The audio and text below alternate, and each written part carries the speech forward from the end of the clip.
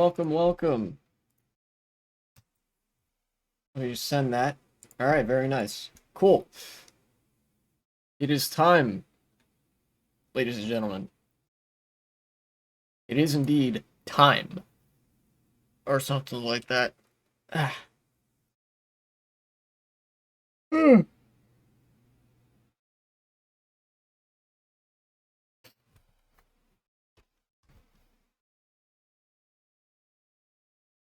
Now, if anything is going to happen this stream, I think it's going to be a well, there is one thing I wanted to do this stream. There are a couple things I wanted to do this stream. But let it be known that this will be a testament to my willingness to put in the work, because it is almost 100 degrees Fahrenheit outside. It's 98 degrees right now. There's a heat warning. I do not have air conditioning in my room. I'm about to stream this game for 2 hours or thereabouts. And I'm going to be providing political commentary over recent events. My brain is going to be operating at full fucking capacity today. You better believe it. So let's get started on that. Let me try to start setting things up early so I can make things just a little bit easier on myself. Let's say I have that here. I have I'll have to move my webcam. Uh-oh. Unable to connect to the internet.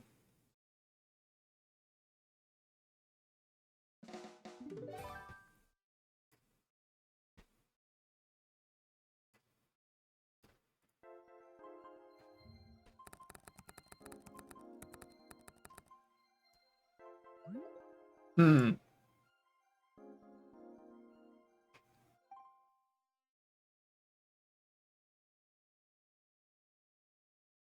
What version do I have? Here, let me go to the Wii menu. Oh no, is this one of those things where it updated literally between the last stream and now? Where was 6.0.16? When did that come out? July 11th. Okay, yeah, so it literally, like, this got updated between the time that I was streaming last time and now.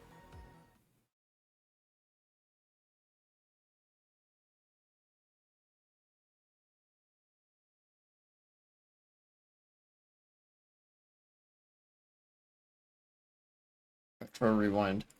Oh boy. Am I gonna have problems with this? Yeah, I'm on 6.0.15. Aha! Downloading. Yes, we have in-channel updates. Thank fuck. Alright.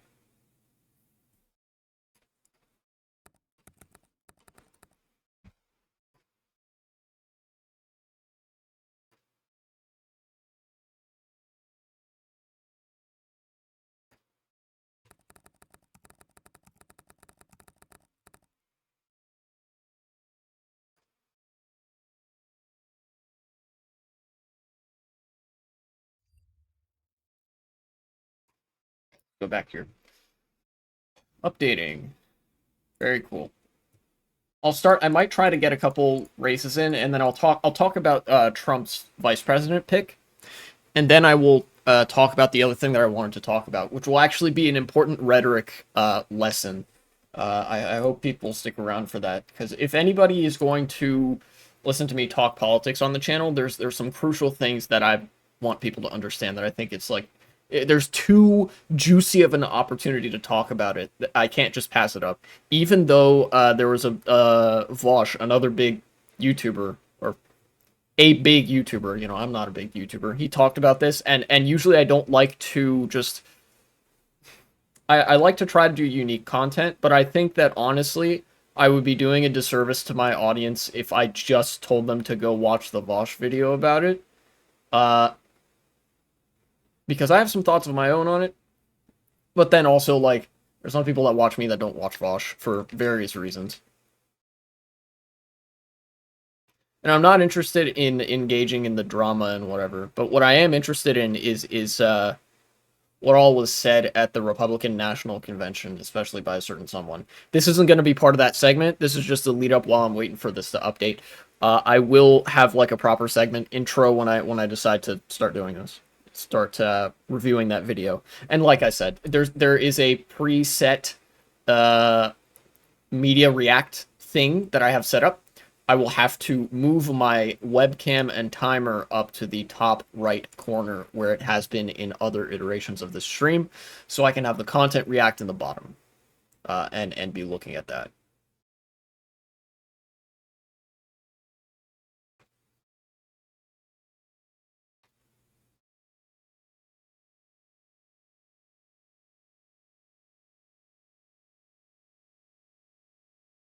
That's usually how I like to do this. It's hanging at 96%. I wonder if there's something wrong. I don't think there should be.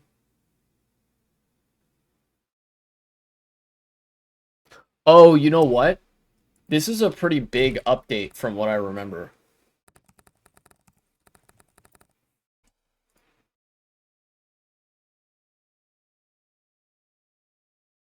Yeah, added time trials online as a game mode, edited some text, added some cheat codes, updated custom tracks, removed texture hacked regular tracks. Yeah, that might take a while. Yeah, it just moved from 96 to 97%. Might take a bit. Especially because this is installing to an SD card that is only capable of roughly USB 2.0 transfer speeds. So if it's a several hundred megabytes or even gigabyte large update, it's going to take several minutes.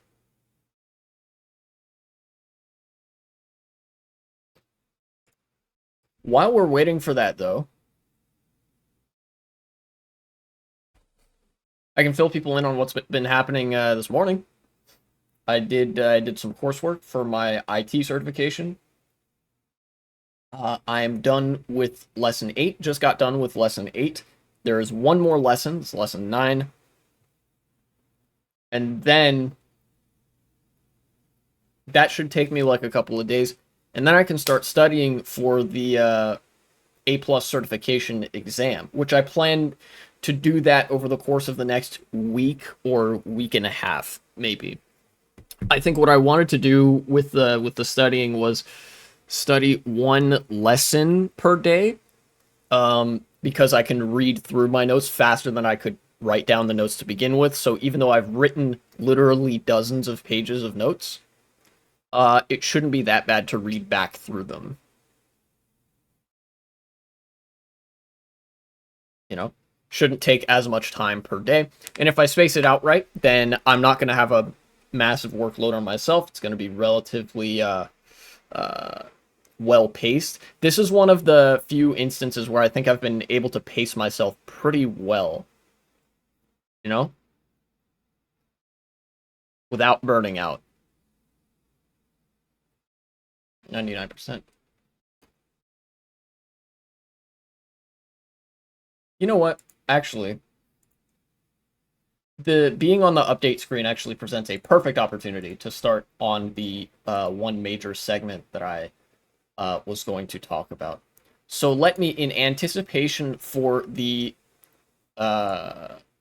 content react that I'm about to do, I'm going to select this and boop, put it up there. I have to do this again.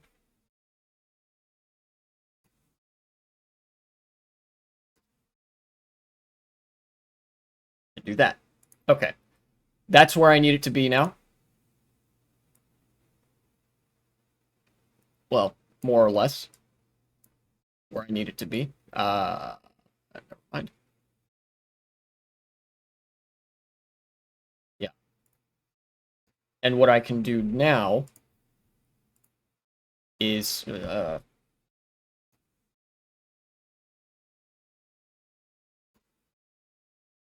some of this. Where's the content react? React Andy properties. Live at the 2024 RNC, Donald Trump appears with bandaged ear. This is from the Milwaukee Journal Sentinel. This is a VOD of a live stream. But I'm not interested in the whole stream. What I'm interested in is one segment of that stream.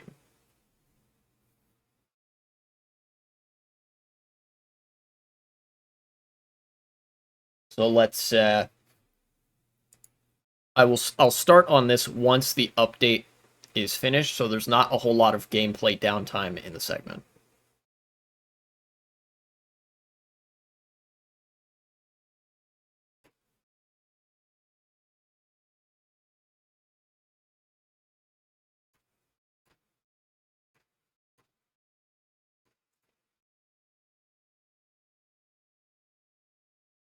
They should make it very easy for future like editing me to work around. I'm trying to look out for him. Editing is no joke, guys. Even when you're not like editing videos super heavily, it's no joke. I'm not known for editing my videos super heavily, unless they're the like really shit post style of video.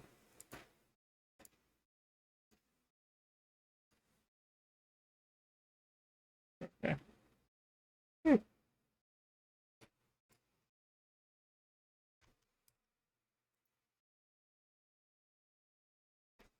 Model was added? Is it still downloading? Is it downloading the game mode, maybe? What's up, 1v3? Welcome. I got a horrible night's sleep last night because of the content that I'm about to make today. I watched the RNC live stream last night, which went until like really fucking late. I was up until almost 2 in the morning.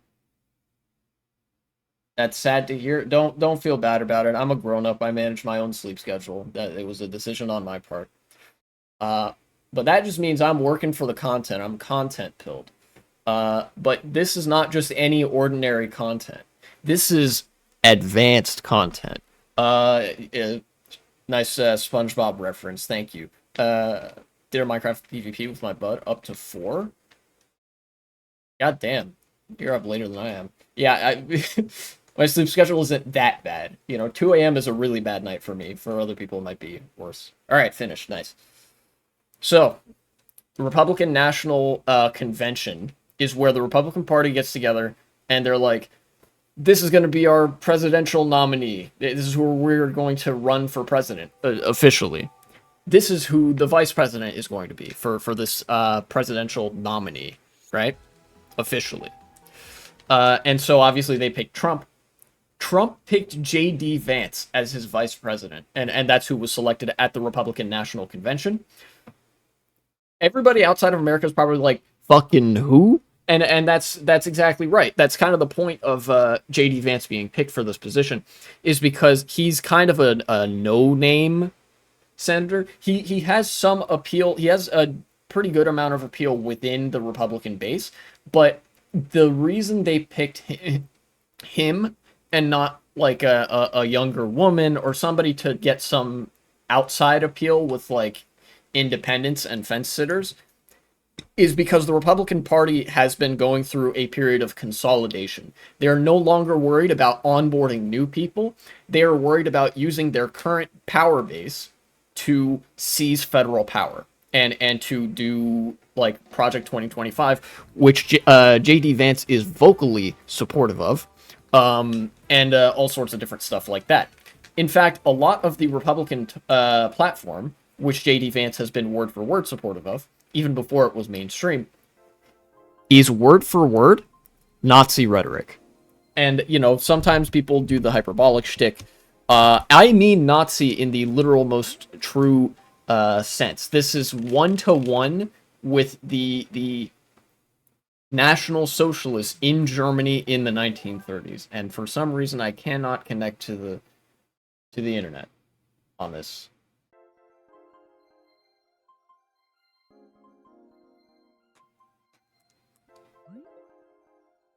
Confirm the internet settings of the Wii console. Well, I'm connected to the internet. Nothing has changed there. I'm gonna try to troubleshoot this.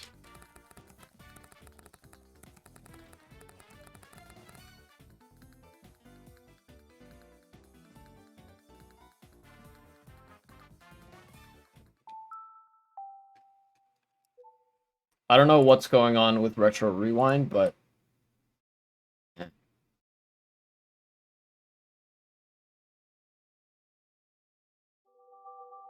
Oh,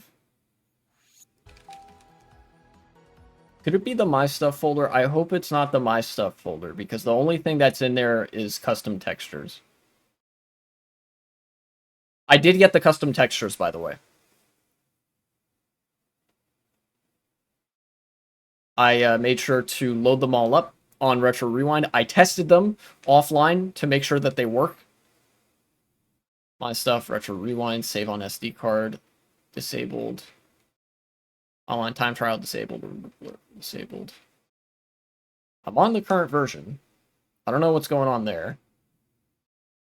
I'm going to try this one more time. Or try to connect one more time. If it doesn't connect, I'm going to try disabling the My Stuff folder, because it might be that. Which would be unfortunate. Would indeed be unfortunate.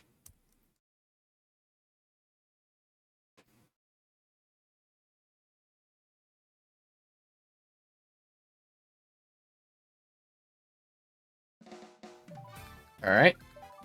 Now let's go one player online. Please let this work. I don't know. Nothing changed, so I doubt if it will, but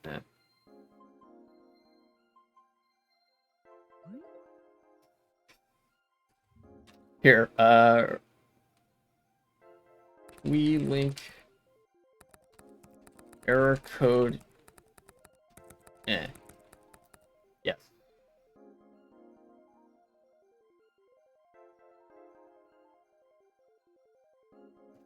DNS server settings are incorrect or being overridden somewhere? What the fuck?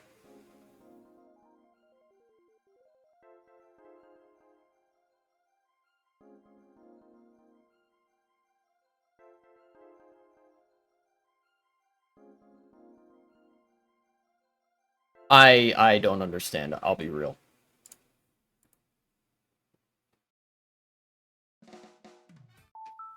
Alright, here's what I'm going to do. First step in troubleshooting, you want to work the problem. What has changed since the last time? The My Stuff folder. I'm going to disable the My Stuff folder and try again. What is going on? Stop.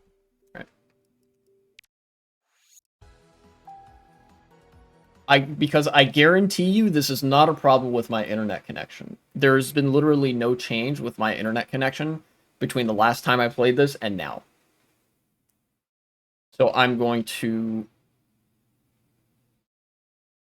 And if it's the My Stuff folder, if it turns out that this is the My Stuff folder acting up, then here, let's... music, RR music, disabled. There we go. Go back. If disabling the My Stuff folder enables me to connect to online, then I will have to take out my SD card and delete some stuff from the My Stuff folder. Because I have an idea of what could be causing that. It could be like the inside drift code. Which I don't have enabled, but it shouldn't be like... I don't know. Something's going on that shouldn't be.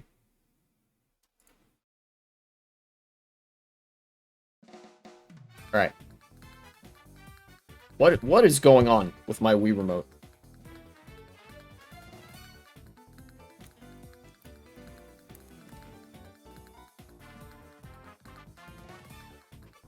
My Wii Remote is going crazy.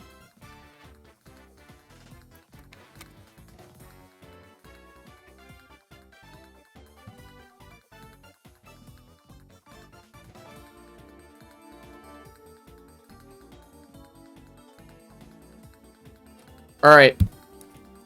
Look at this. Wait, what?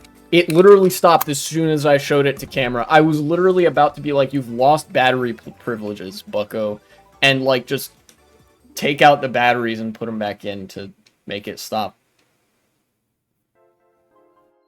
Retro WFC. Watch it connect this time.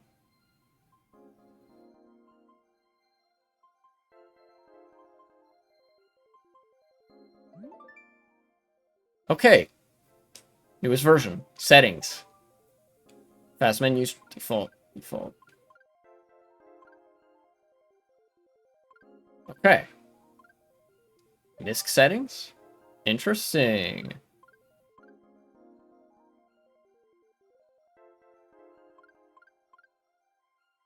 Show me names as normal.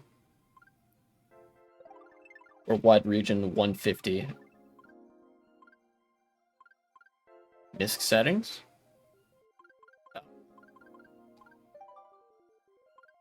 Retro rewind settings. Ah, okay, so this is an in-game setting. All bikes for me are inside drift. Disable vehicle restriction, default. Character restriction, default. Game mode. Yeah, okay. So now that I've done this, let me try going back to the menu and re-enabling the My Stuff folder. Maybe it needed to just connect to Wi-Fi one time. And then that would, like, get it properly set up. We'll see. But if it doesn't work this time, I'll have to delete some stuff from My Stuff or just proceed without using the My Stuff folder. Because in the My Stuff folder, I have what? I have custom textures, and I have custom music. That's it. Nothing that actually changes the essential components of the game that, like, would actually change the gameplay.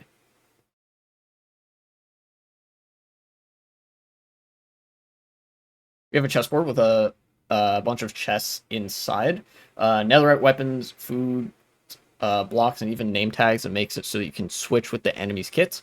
I already have a lot, but maybe by chance you know some recommendation. Who knows?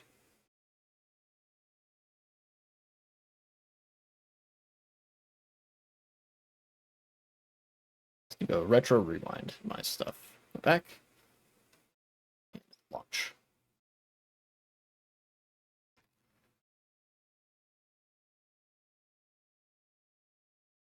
Suggestions for what?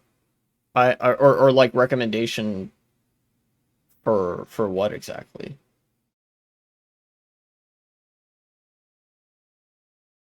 If it's about PvP, then you would know better about that than I would because I'm not a PvP player.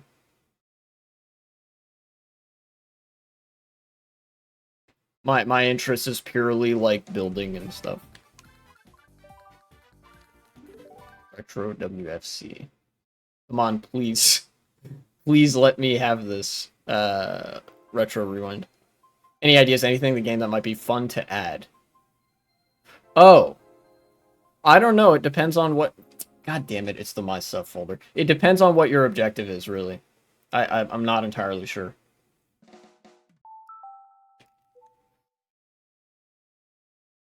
Thought, why not ask? Who knows? Maybe you might come up with something fun. Yeah, I don't know. It's a little bit... That's a little bit, like, too open-ended for me. Alright, SD card. See, a lot of computers don't even have SD card ports on them anymore. So I have this. Put it in the SD card, and it translates it, basically, to a USB connection. Just put it up there. And I can take a look at things. USB drive. What do we got? Okay, retro rewind. We got My Stuff. What's in the My Stuff folder that would be like bullshit? It's in My Town. Explosions aren't allowed. Those are the only rules. Ah, I see.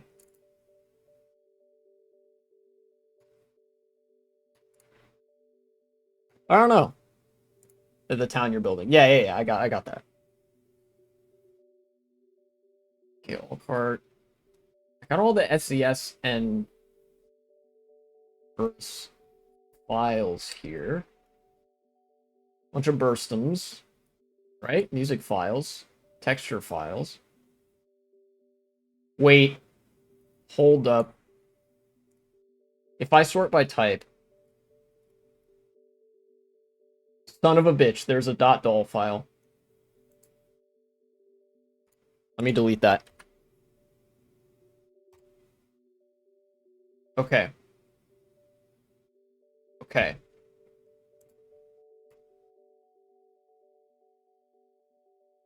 let me now try. I'm gonna open some of this stuff with Brawlbox. I want to see what these TPL files are. That's fine. Texture. That's fine. Texture. So these are just textures. Okay. All the rest of these are BURS, SCS, Burstum files. Okay. Let's try it now.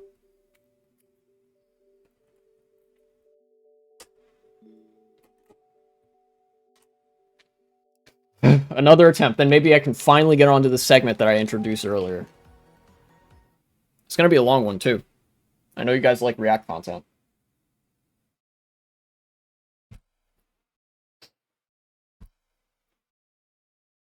Loading.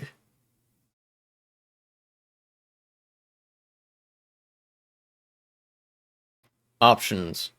Yep, retro rewind. Perfect. Launch. Please. I know I do. Yeah. YouTube algorithm tends to like that too. Especially when, I think I've mentioned this before. The YouTube algorithm likes React content that is somewhat disagreeable, where the person and the content they're reacting to are in disagreement with each other.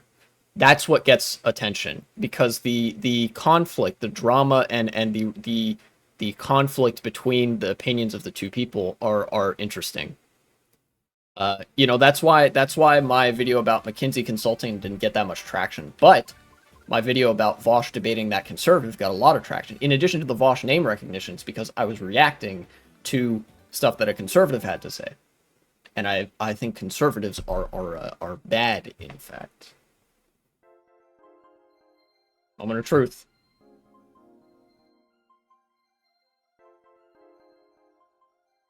I actually have a good feeling about this.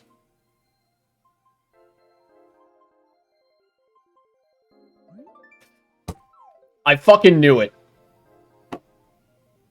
My big brain strikes again. The main.dol file was preventing me from connecting to online.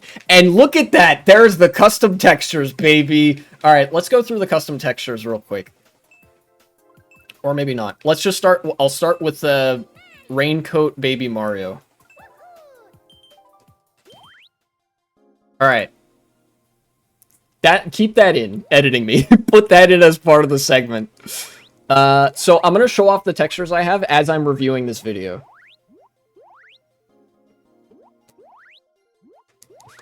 But let's start reviewing the video now. You guys will get to see the textures that I have installed as I'm watching this here. So, I'm going to need to actually... Oh, oops. I'm going to need to make this a little bit bigger, probably, so you guys can see it. I don't know. Let me know... Okay, 1v3. This is actually great, since you're here. Let me know if that React screen is too small. We're going to be watching a speech. So here we go. This is... Sean O'Brien is going to speak at the RNC.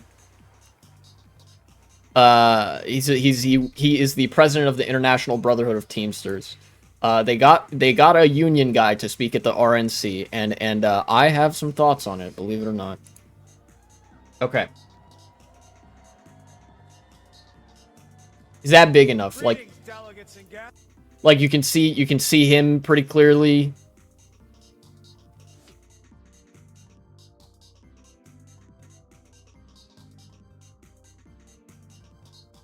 Oh boy. Wait, do you not get hit by those? You just kind of run into the snowball and it doesn't, like, make you die instantly?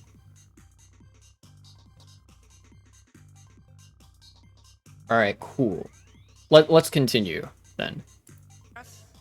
I'm Sean O'Brien, General President of the International Brotherhood of Teamsters. You can see Donald Trump is in the audience here. Because they nominated him for president at this event. I'm gonna actually lower the volume of this a little bit. Let me see. Desktop audio. How are we doing? I'd like to give my peeps from the greatest state in the nation, Massachusetts, some props. What's up? Seems fine. Yeah. Okay. Good. First, I want to thank the hardworking Teamsters. All right. There we go. And union members here. I turned down the volume on my headset. That should be all well and good. Let's now vote for a course. GCN Daisy Cruiser, why not? So, why is this guy speaking at the RNC? The Republican Party fucking hates unions. So why is this guy at the RNC? Well, let's look at it from the perspective of union self-interest, right? Unions want to get what's best for their members. Like, that's the motivating factor. This guy, without a doubt, is here because he sees that the Republicans are likely going to win the election, and he wants to try to secure political favor for his union and their members. However, this is not only dumb, it is also very disingenuous and snake-like. This guy is bitch-made for doing this. Because the Republican Party, ever since the party switch, has absolutely despised unions, and that is not going to change now. This guy knows that the Republican Party is not going to be good to unions, but what he's interested in is that they might be good to his union specifically, and him as an individual, right? They might spare him and some of the members of his union, maybe. And for him, that's fine, because, I don't know, he probably doesn't care that much about other unions, and almost without a doubt, there were some backrooms deals negotiated so that he would get some nice political favor out of this engagement, right? This guy is not here to advance the cause of the workers. He's here to advance himself and his own interests.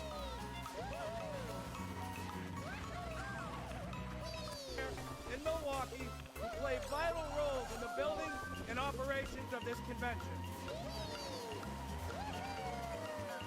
Yeah, no one would be surprised. I also want to thank President Donald Trump for opening the RNC's doors to the Teamsters Union and inviting me to speak before you tonight. Yeah. So, okay. I don't have an opportunity to press the K. Okay, there we go.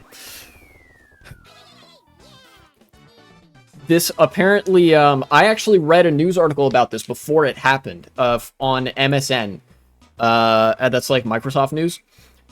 Apparently, the Teamsters reached out to both the Democrats and the Republicans, and the Democrats turned him down, probably because they already knew that he was going to the Republican conference. Which, at the time, I was like, why would you do that?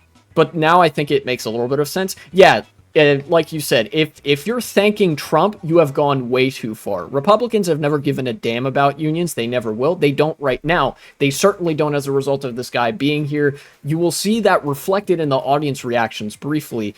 But the effect that this guy has just by stepping up onto the stage is already devastating. This effect was devastating from the moment the announcer said this guy's name.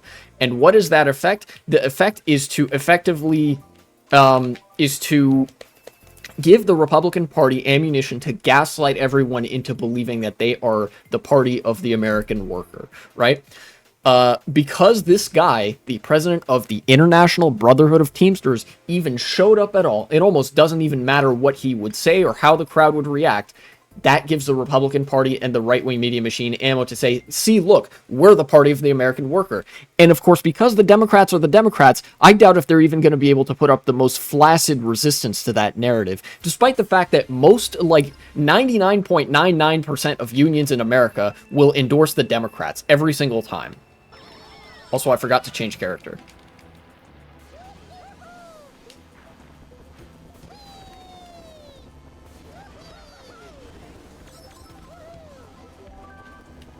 Anybody else watching, I promise I'm not playing Baby Mario to BM. I'm trying to show off the custom textures that I have for each character, since I was able to get them off screen. Thank you. But yeah, the majority of the effect that this speech has already been like accomplished. Republicans, just by virtue of being able to get this guy here on stage, they have already gotten what they want, right? Which is kind of like an It's Jover moment. It seems like the It's Jover moments are really piling up right now. But there's also some stuff that this guy says. There's some essential content of this speech itself that I believe is worth dissecting, because it it gives an insight into how Nazism, specifically Nazism, National Socialism, is able to advance itself into the political mainstream. Uh-oh. What is happening? I think my game is crashing. Press A to exit. Yeah, my game crashed. Oops.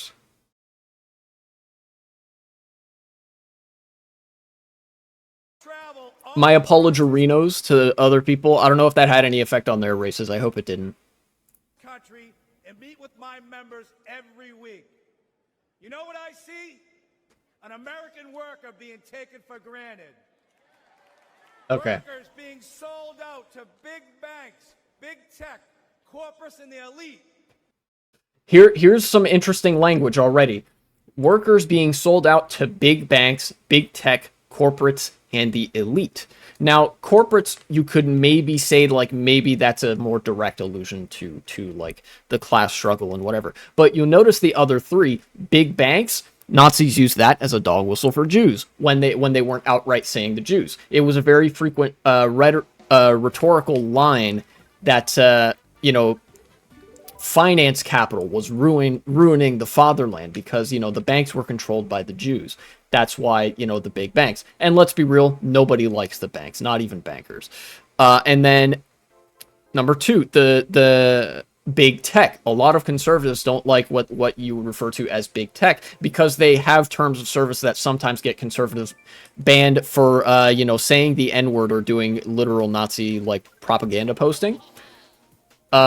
And then the elites is a general catch-all term for some sort of perceived power group that that people don't like. It's populist rhetoric, but you'll notice he avoids specific signifiers that would make this like left-wing populism. This is populism without any real politics behind it. This is like the disingenuous populism that the far right invokes. They pretend to care about the worker without really saying anything specific.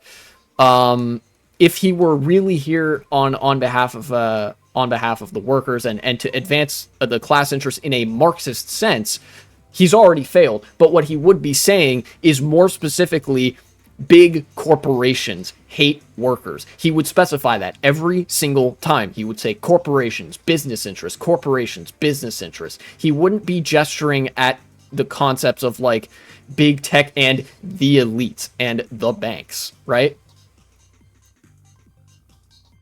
So that's one thing, but it gets more obvious later on. And I'm not the only one who sees this. Everyday families see it. The American people aren't stupid. They Actually incorrect. The American people are stupid, but like from any perspective of good rhetoric, you need to just say that the American people aren't stupid. Because in some ways they aren't, but like, people are pretty stupid. know the system is broken. We all know how Washington is run. Working. Here we go. Look, this is another one. The system is broken immediately refers to Washington, D.C. Nobody's going to deny that Washington, D.C. is a central part of an essentially broken system. But that's not the first place you should be looking. See, this bundles into the sort of populism that the far right uses, where you can't allude to specific class markers. You have to allude to the government. Far right people do not like the government for the good things that it does, for the regulation on big corporations that it does. So when he says corruption, he has to sort of tie that into government rather than the corporations to pander to the crowd here. And believe me when I say that this isn't an accident. He knows exactly what kind of crowd he's pandering to and exactly the message that he is sending. Because he's a fucking snake. That's why I'm here today. Because I refuse to keep doing the same things my predecessors did. Another, like, nothing statement. I refuse to keep doing the same thing. Okay. Things will be different. Wow, that's crazy. Also, is worth mentioning that he probably means I'm not gonna align with the Democratic Party like my predecessors did, which is like actual class treachery. This guy's a class traitor. He's selling out the class interests of the working class to get in bed with the business class, the capital class. Today, the Teamsters are here to say, oh no, we are not beholden what'd I to do? anyone Okay. or any party. Wow, so brave. There's a lot of enlightened centrism shit that happens in this speech. He revisits that a lot. an agenda and work with a bipartisan coalition ready to oppose Soy, bipartisanship, soy. American worker.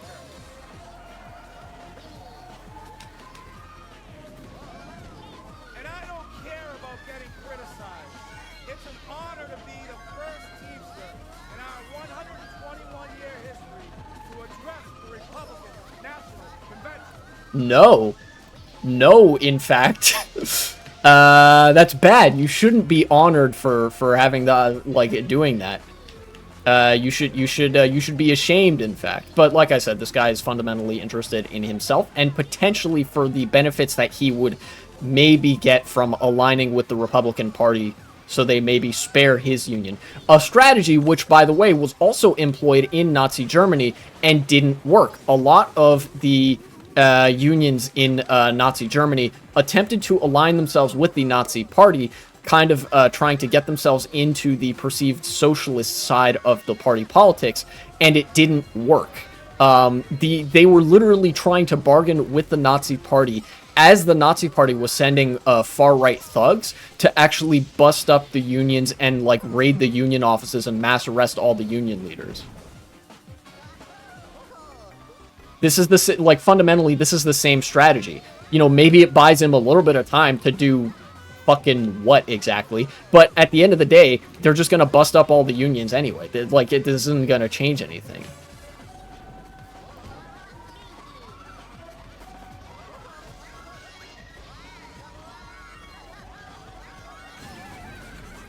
Alright, let's keep watching. Flash listening. Yay.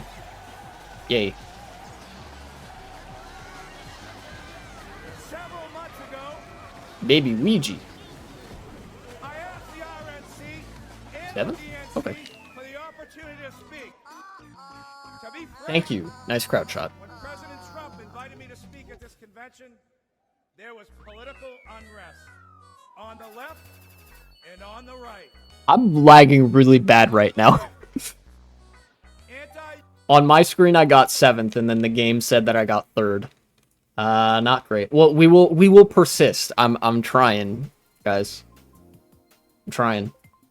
union groups demanded the president rescind his invitation. The left called me You know what? It might actually be because I'm streaming and also uploading a video at the same time. As I speak, the video about the Trump assassination attempt is uploading. Let's change combo. Baby Peach, she's got a nice raincoat. be a traitor. That's because he is a traitor. Here, let's rewind. Hard to believe. Anti-union groups demanded the president rescind his invitation. The left I don't think that's actually true. I don't think I mean, even if it was true, I don't think it would matter. Again, the effect is the same, but I don't think anti-union groups rescinded, like, demanded the invitation be rescinded. If anything, they would probably have the political literacy and foresight to know that this would be really good for them, because it would sort of paint the Republican Party as the party of the American worker, which would give them almost infinite leeway in the face of little to no rhetorical pushback from the Democratic side to, like, go around and just completely destroy the union infrastructure in America, you know? Like, like, if that happened, it doesn't make a lot of sense. But regardless, either way, it does, you know, whether or not that happened doesn't matter that much. I just don't trust this guy to be honest about something like that. I messed up that ending part.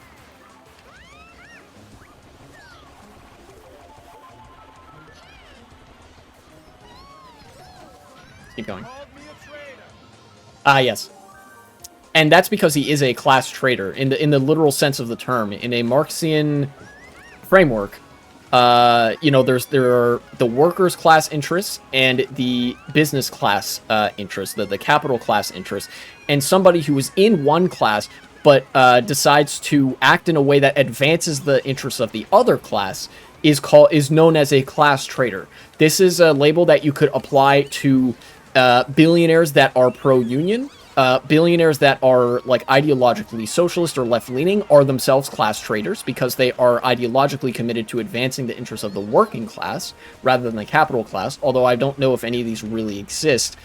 But more commonly, cops, for example, are an instance of somebody who is a worker. They work for a living, they earn their salary, they do not own the means of production, but they act in a way that is to the benefit of the capital class. They are a class traitor to the working class, if that makes sense. Zam, baby peach. Yeah, I'm showing off the custom textures that I got, or that I installed on Retro Rewind. And I'm reacting to the Sean O'Brien speech at the RNC, where he was the biggest class traitor of American history, possibly. And this is JD Vance, by the way. This is the guy that Trump picked to be his vice president. Haven't seen him yet. They're showing crowd shots right now. Why it's so important for me to be here today. Are they gonna show him, please? I know about JD Vance. Yeah, I got you. Think about this. There he is. Okay. Think about this. This guy. This guy's the president of the Teamsters, and I assure you, the Teamsters were really not fucking happy about his appearance at the Republican National Convention. I've explained the disastrous effects that that come just as a result of him agreeing to show up at all. But the unions reacted in a way that I would deem to be characteristic of some, like, an organization that is genuinely devoted to pursuing the class interests of the working class. And it seems like this guy doesn't have much longer as president of the Teamsters. And nor should he. Like, they needed to get this guy out of there. The Teamsters are doing something correct. If the extremes in both parties think I shouldn't be on this stage. Oh wow, such an enlightened centrist. Yeah, I pissed and shit and cum my pants in public, and I got criticism from both socialists and conservatives. That must mean I'm doing something right. Like, no, dude, you just pissed and shit and came in your pants.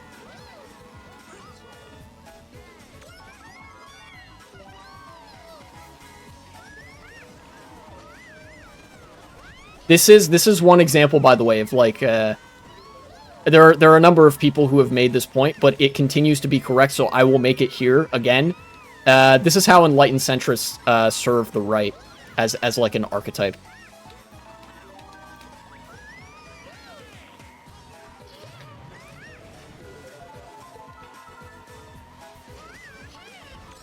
President Trump. Ooh, I'll take that.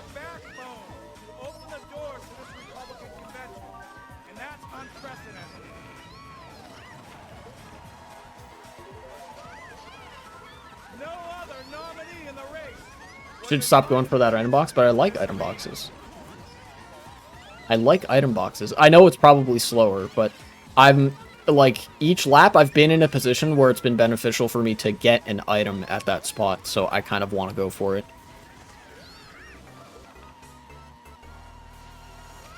There we go. Yep. Triple mushrooms. No! Nah! Bad decision making on that corner. Oh well. I saw Retro Rewind was not ready for politics. Well, you're getting politics either way. This is important too, because it is well, a historical parallel of sorts. And also, welcome to chat, Yosh4761. You prove your point really well there. Yeah, actually I did, because I got triple mushrooms. I just used those mushrooms very poorly. In fact, by me getting triple mushrooms at that item box, an item that is extremely beneficial to me in 9th place, despite the fact that I blundered afterwards, that proves my point and proves you wrong. So, yeah, real nice showing from you. Have whatever opinion you want, but one thing is clear. President Trump is a candidate who is not afraid of hearing from new, loud, and often critical voices. Absolute horseshit from Sean O'Brien there. Part of Project 2025, wouldn't you rather a golden? I'll take what I can get in 9th place.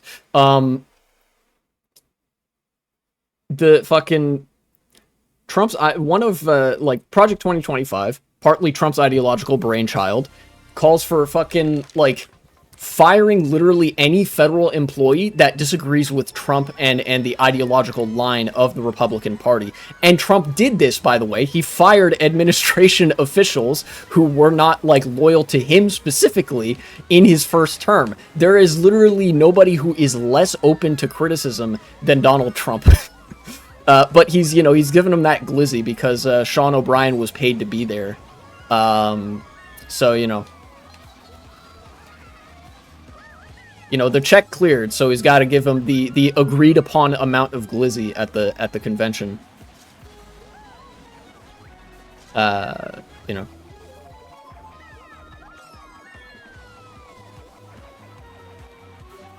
Red Shell, I'm just gonna hold on to this probably. Or maybe not.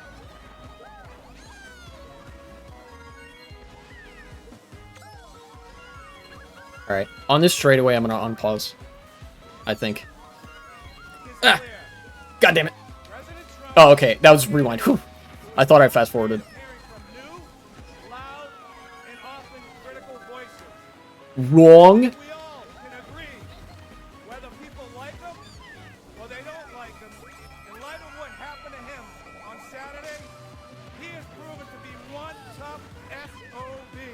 And there it is. The whole reason that Sean O'Brien is here to begin with. It doesn't matter what, like, Sean O'Brien could have, like, parroted the entire Communist Manifesto about the interests of the working class, and all that mattered is that he showed up, and of course, like, the cherry on top is that he said this. Sean O'Brien, maybe not the Teamsters, I doubt if the Teamsters will, because they're not very happy with Sean O'Brien right now, but Sean O'Brien just endorsed Trump for president. The president of one of the largest unions in the world endorsed the far-right candidate. And that is why he was paid to be there. The Republicans are not the, like, party of the working class by a fucking long shot. I've explained this already. How'd you get first there, I guess? Bullet OP? No, it was lag. I didn't get first. Yeah, I'm getting a little bit of lag right now.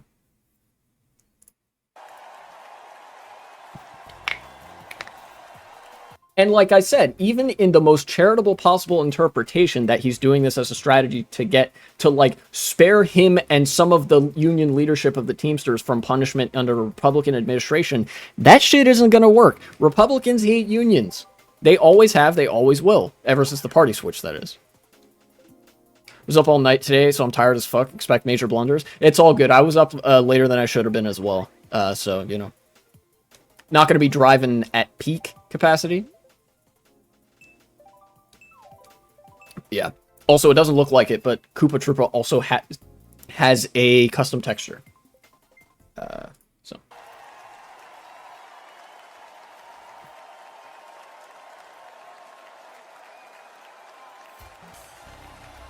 Yoshi Wildwing with inside drift. That's cool. I like that.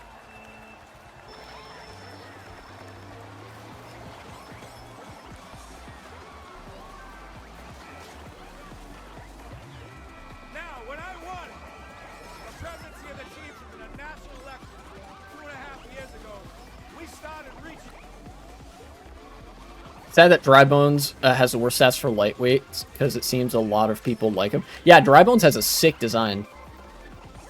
In fact, he's one of the characters I have a custom texture for, so you will see him in this session. Oh, dude, the inside drifting Wario bike, let's go. I'll go wide here, or maybe not. Okay. Soy, bipartisanship, soy. Koopa's red Koopa. Yeah, how could you tell? It's, you know, it's on screen and such. So. Oops. I'm dead. Massive Teamsters L's, by the way. This guy, Sean O'Brien just listed that there are some Republican presidents that got endorsements from the International Brotherhood of Teamsters. Massive, massive political blunders by the Teamsters, in my opinion. Pick Mini Turbo lasts forever with the Wild Wing. Oh, I'm sure it does. Wild Wing has a really good Mini Turbo stat.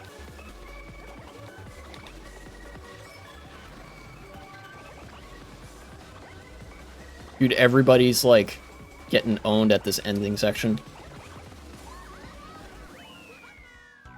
8th? I'll take 8th. You can just chain them together the whole race if you're lucky, yeah. Imagine if that didn't give you the respawn like MKPC doesn't. You'd be half a lap behind then? Yeah, probably.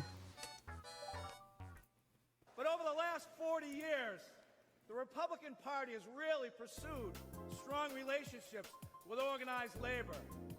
No, not even remotely. Give him that glizzy, dude. Keep giving that glizzy. That's what you got paid for.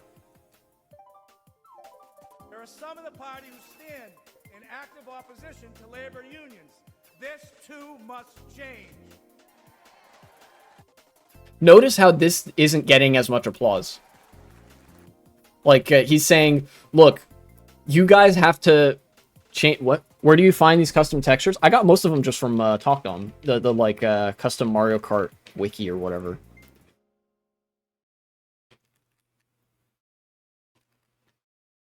This fucking guy...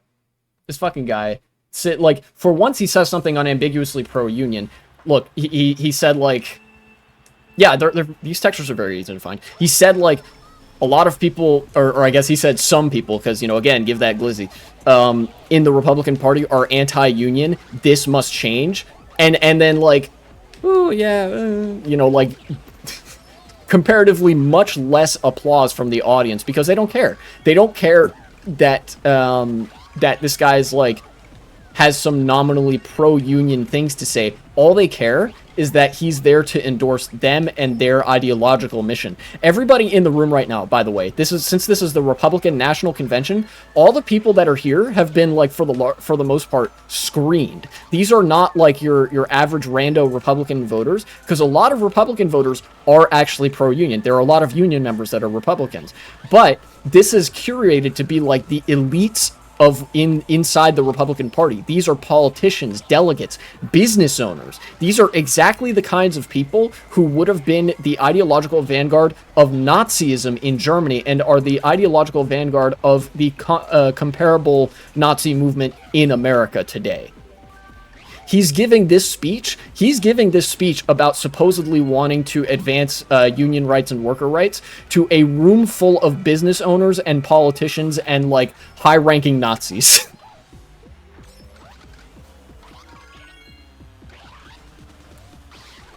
And I want to be clear.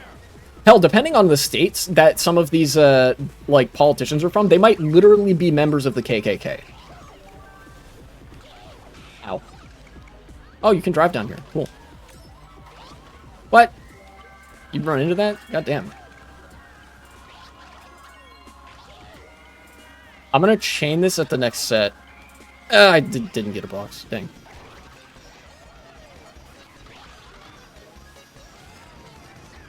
That worked out, kind of? I'll take 4th. At the end of the day, the Teamsters are not interested if you have a D, R, or an I next to your name. We want to know one thing. What are you doing to help American workers? Ain't the Republican Party the anti-slavery party originally? Wasn't, like, the KKK founded from a Democrat? That's a very common talking point. Ever since the party switched, the parties have switched roles. The Republican Party was a social democratic and socialist party when it was founded. And yes, ideologically anti-slavery, and the KKK was founded by a man who was a member of the Democratic Party at the time. I will give you infinite fucking guesses as to which party votes for which party the KKK votes for and which party the KKK votes against in the year 2024. Take a fucking guess. The party switch is a hell of a thing. The Republican Party has literally had KKK members on the ballot in southern states. So much so that it is a recurring thing. You know? So don't believe anybody when they bring up the whole, isn't the Republican Party the party of anti-slavery and, you know, the KKK was created by a Democrat? Wow, that's crazy.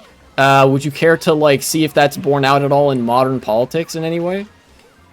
I know the KKK endorsed Trump, but Trump didn't Trump refute their endorsement? That doesn't matter. It doesn't matter whether or not Trump refuted their endorsement. What matters is the KKK has communicated, we like this man's politics. Trump is pro-KKK. It doesn't matter what Trump says about it because his politics are favorable to the KKK. It'd be like if somebody was like, I hate Nazism, I hate Hitler, but then did everything that Hitler would have done and believed and like earned the endorsement of Nazis across Europe. Doesn't matter how hard you denounce Nazism if you're doing and saying everything the Nazis would have done and said.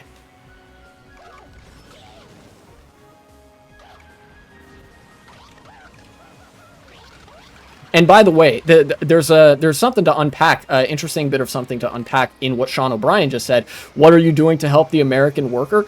Notice how a lot of times the seemingly pro-worker rhetoric that he espouses here has to be packaged as the American worker, the mythical Volk. The Nazis did this a lot. This is how they got ground as being the National Socialist German Workers' Party, is that they always phrase things as the German worker. They hated workers. They hated the class interests of the workers because they were a party of big capital, of course. They hated unions, but they wanted to get that sort of support from certain workers groups, which was ultimately successful on the part of the Nazis. They managed to con certain unions into supporting them, or trying to cozy up to them at the very least. This is fundamentally the same thing. You know, and when like I said, these are all the like party elites and business elites of the Republican Party. This is the capital class in the room listening to this speech. So when they hear the American worker, they're thinking, oh, the Volk, the mythical white working American or whatever, the like platonic ideal of a white American. You know, that for them, black and Hispanic workers are discluded from the group that they know as the American worker.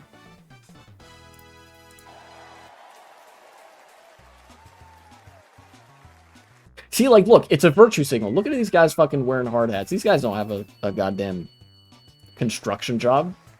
As a negotiator, They're probably part of a business group, if I had to guess. I know that no window or door should ever be permanently shut. In my Including the back door?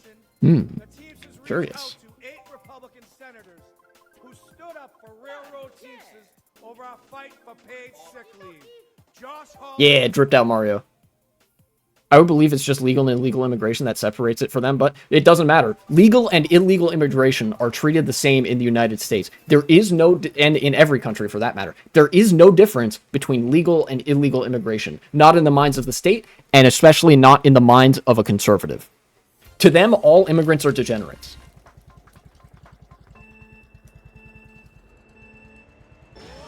In fact, if you want more details on how that plays out, that ideological, like, there's no difference, check out the video I did reviewing the debate between Vosh and conservative Hype House, where there are several points where, like, Vosh, in the process of debating a conservative who supposedly cares about encouraging legal immigration, he asked him about, okay, well, what about the people that are there legally and who are asylum seekers? And he like, repeatedly, this guy goes to, like, oh, well, they must have done something wrong. The a priori position of conservatives is that immigration is bad and degenerate. It doesn't matter whether it's against the law or in accordance with the law.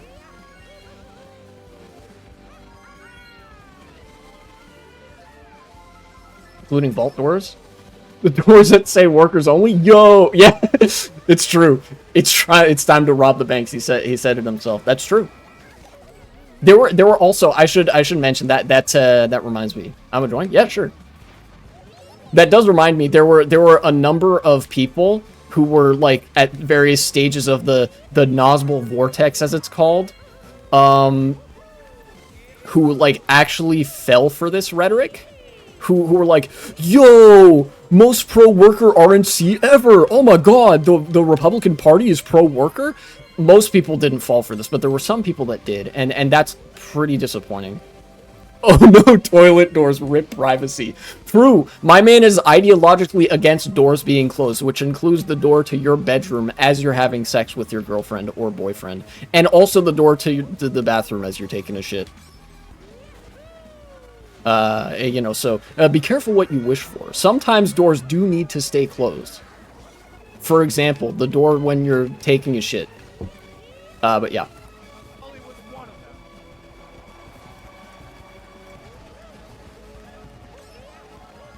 We Ooh, started talking. that's good.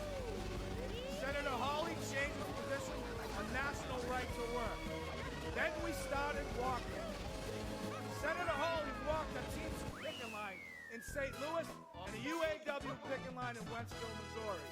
More than that, I want to recognize Senator Hawley for his direct, relentless, and pointed questioning of corporate talking heads, lawyers, CEOs, and apologists. This is like half true. This is part of why the truth does matter, even when like political actors are constructing a narrative of lies, is that Josh Hawley does actually oppose right to work. There are some labor policies that Josh Hawley, a far-right senator, is halfway decent on. The reason that he brings this up is to make the Republican Party look good. The Republican Party does not support these things. There were like 3 Republicans that voted in favor of a union deal for the railroad Teamsters back in 2022, and I think Josh Hawley was on that list. And also, like, at every other turn, Josh Hawley has also voted against unions in various legislative battles. There were instances where the Democrats were trying to reinforce pension protections for, I believe, UPS workers, something like that. And the Republicans fought them tooth and nail on that. This, like, the narrative that's being constructed here is blatantly counterfactual. And it's all in service of, like, painting the Republican Party, again, as, like, some kind of pro-worker party, when everybody in the room knows that the Republican Party hates workers, and we know that they know that, right? We know what the Republican Party thinks. But if they can sort of construct a media narrative out of this, which I've already seen in some news outlets going around from some journalists that I would otherwise respect, even, very disappointing stuff. Can't join, can we add each other? Yeah, sure.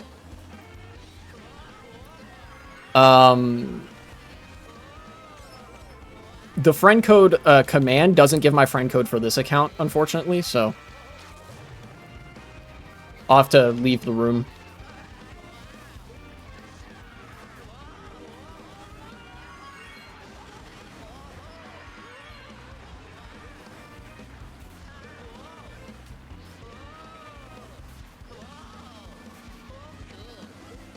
But yeah, the only person in the Republican Party that that this guy is talking about right here, Josh Hawley, he's the only person in the Republican Party that has ever had anything positive on union rights and workers' rights, and even then, his record is not very good. You can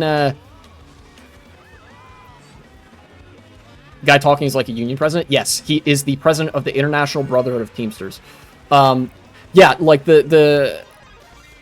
even Josh Hawley's record isn't great. All votes are public records. You can verifiably debunk all of what this guy is saying, but it doesn't matter because what matters is the narrative that he's constructing, that oh, the Republican Party is pro-worker, and that massively benefits the Republicans in their perpetual ideological mission of favoring business interests over the interests of the workers.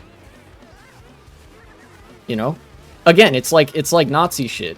It's like in Nazi Germany when there were some unions that were like, oh, see, they're the National Socialist German Workers' Party. That means they care about workers and unions, and trying to cozy up to them as they got into power. They're gonna raid your offices and imprison all your union leadership anyways. It doesn't matter. Only if we had this guy when Trump was having his affairs, he'd be like, Trump, no open doors. Remember what I said? That's true. Yeah, I'll have to leave the room. Share my friend code.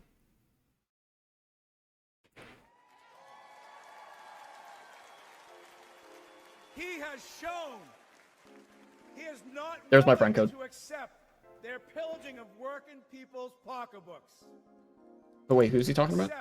Their pillaging of shown people negotiating that you Oh, still talking about Josh Hawley. Okay. get nowhere by slamming your fist on the table. The first step is to listen. The Teamsters and the GOP may not agree on many issues, but Yeah, in fact, they don't agree on anything.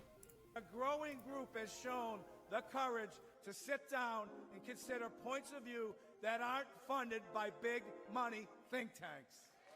This is just the marketplace of ideas shtick, right? This is just NAZBOL Vortex shit. Like, this is what you would say if you were a shiftless grifter that didn't believe in anything.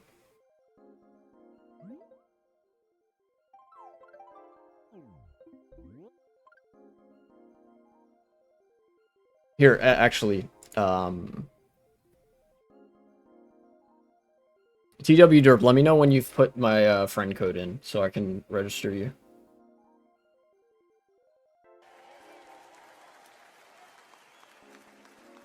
Senators like J.D. Vance, I type so it's all good. It's all good.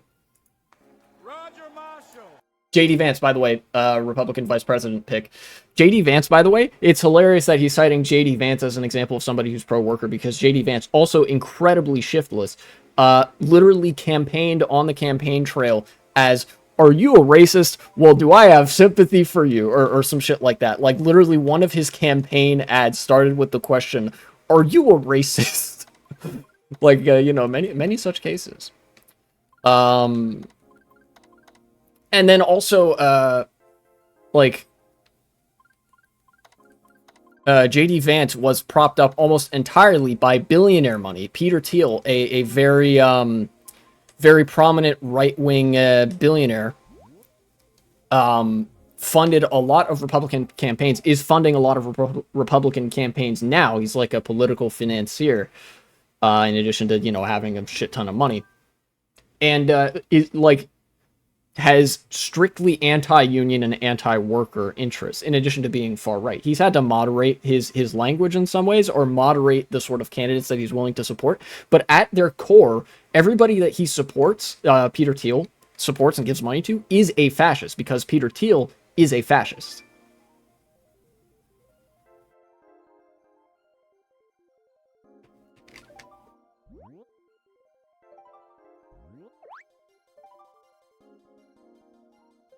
Unable to meet up. Okay. You know what? I can join a room and you try to join, I guess. Let's do that. There we go. I wasn't in game. Okay, it's all good. Yeah, I'll just join the room and then you can join.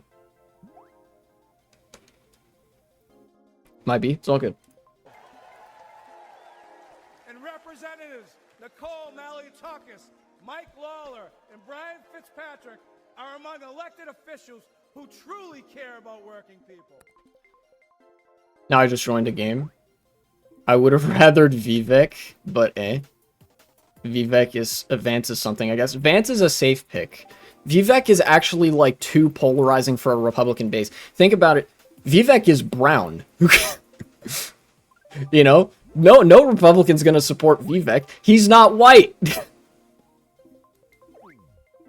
But they might support J.D. Vance. And like I said earlier, J.D. Vance is a pick for like consolidation concerns. Voting right now? Gotcha. They're like, the Republican Party isn't worried about onboarding new people. They're worried about consolidating around the power base that they have so that they can go through with Project 2025 and fire everybody in the administrative state that doesn't like immediately agree with them, and also mass deport Hispanic people, undocumented or otherwise, and mass imprison and mass execute queer people. And also put homeless people in concentration camps as well. Those are all parts of Project 2025. What are your thoughts on Elon Musk donating $45 million to a pro-Trump org? Have you seen the tweet? I have seen the tweet, actually, yes. We all knew that Elon Musk was pro-trans, only in an alternate universe, was pro-Trump already. He's just like, this is just like the NAZBOL Vortex closing. You know, Elon Musk for a little while put up the affect of being an enlightened centrist. Nobody was surprised by this, really. I mean, for shit's sake, he was going around personally unbanning people who posted child sexual abuse material to Twitter, right? And you know, other such Nazi accounts, You know, it was only a matter of time before he started fully, you know, making his affiliations public. And not like he was very good at keeping them secret either. So, not terribly surprising. Also, hope you guys like the trans rights Funky Kong texture. That's a personal favorite of mine, even though I don't use Funky Kong that much. And this group is expanding and is putting fear into those who have monopolized our very broken system in America today. I'm getting a lot of lag today. People on both sides of the aisle still caught up in knee-jerk reactions to unions, who subscribe to the Soy, both sides, soy. claptrap that unions destroy American companies. Take a moment to consider United Parcel Service, which is the largest private sector logistics company, and it's been unionized for more than 100 years. More than 350,000 Teamsters make it run. I want to be clear about something too. I think a safe pick would have been Vivek because multiple Republican polls he's shown the #1 VP by a couple bits, unless if that's changed. He's too polarizing. Like I said, Republicans are fucking racist. Nobody in the Republican camp, nobody hates JD Vance. That's why he's the VP pick. And ultimately the vice president pick doesn't matter that much because the name of the game is Trump. Trump wants somebody, number one, that can secure donations, number two, that won't piss off the base, and number three, that won't upstage him. You know? He needs somebody submissive and subservient, which Vivek is, but Vivek isn't going to clear those checks and is going to offend the Republican base because Republicans are fucking racist.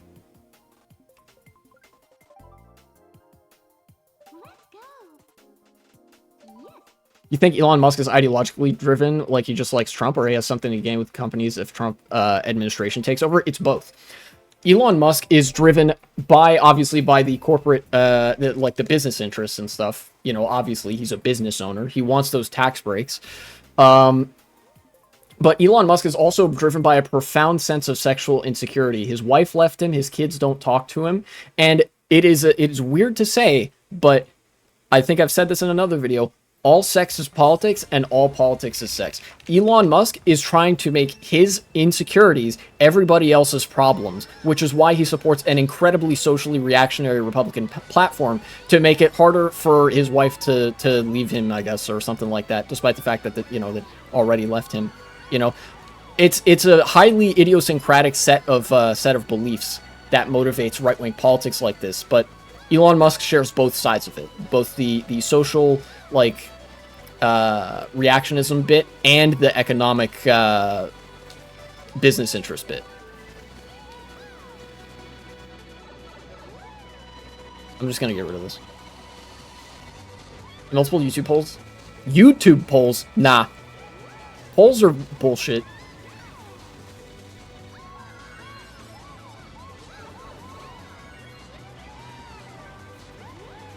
Why are you going to YouTube polls for anything?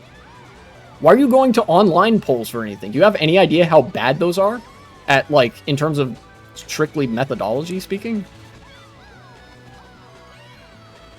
Yeah. My source, YouTube polls, trust, yeah. Many such cases. The Republican and Democratic parties actually have pretty serviceable internal polling data.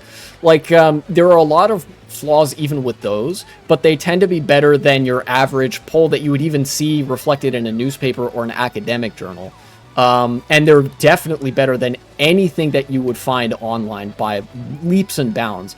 Remember, most online polls are what's the term? Self-selected, opt-in, which means that, like, you're going to get a disproportionate amount of people from the far-right fringe because it's like, why, yes, I have political opinions that I want to share to this pollster. And, like, far-right people are the only people who are losers enough to be so politically militant online that they'll go around responding to, like, every fucking poll. And so that's why like, opt-in polls are a load of garbage.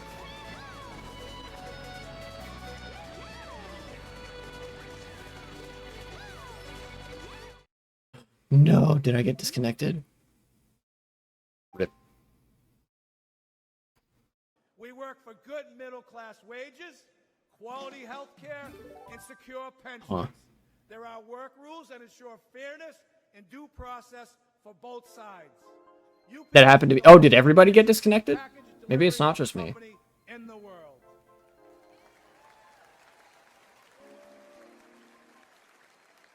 But let's not forget that UPS doesn't provide these great wages and benefits. Retro servers went down? UPS does it because the team is that true? Fight for it. All 350,000 of us.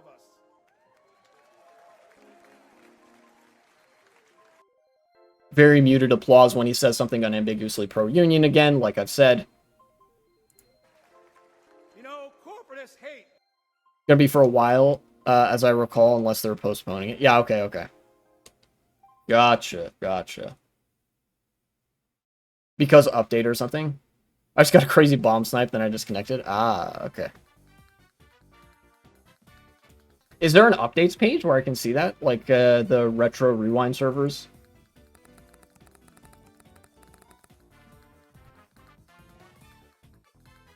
Discord, yeah? Okay. Retro Rewind's official Discord. Okay, cool. I'm gonna join that.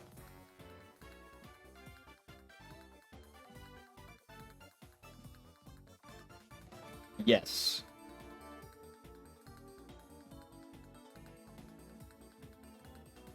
No. What?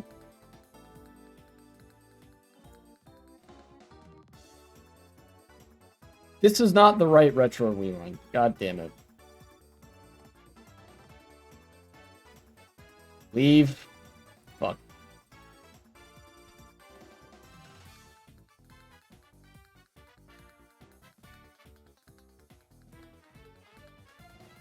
Okay, official one is Lord Zeppelin's Hideaway. Okay.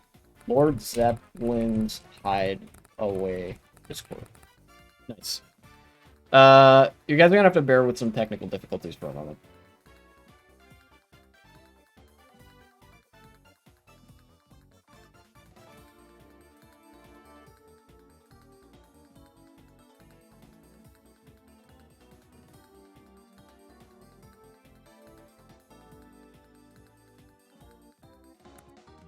Do you have other mod packs as well for Mario Kart Wii? Yes, I also have CTGP. And I have the same custom textures there as I do for this. Depending on how long the servers are going to be down, I can just start playing CTGP.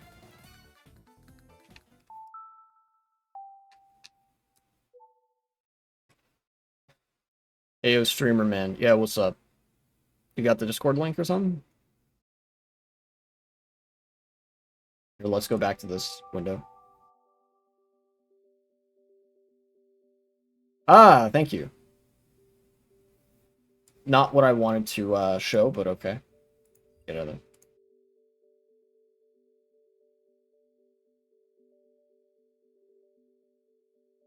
Lamau, yeah.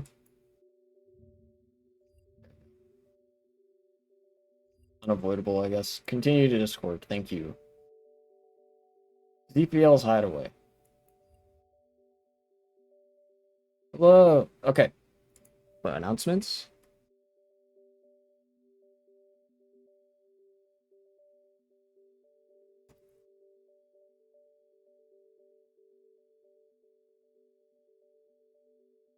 Unfortunately, due to some problems, I'm requiring a NAN to log on to WeLink at the moment. I don't want to do this, but people have been hacking far too often. Sorry about that. Hopefully something can be done soon. Huh.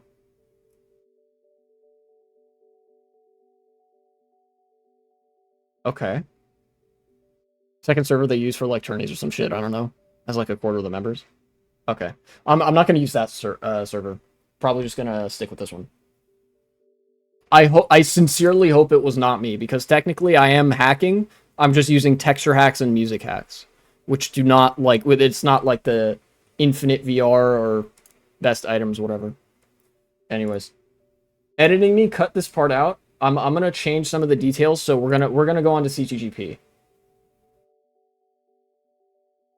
CTGP. Get retro rewind out of there. CTGP. Nice. Fair enough. Yeah.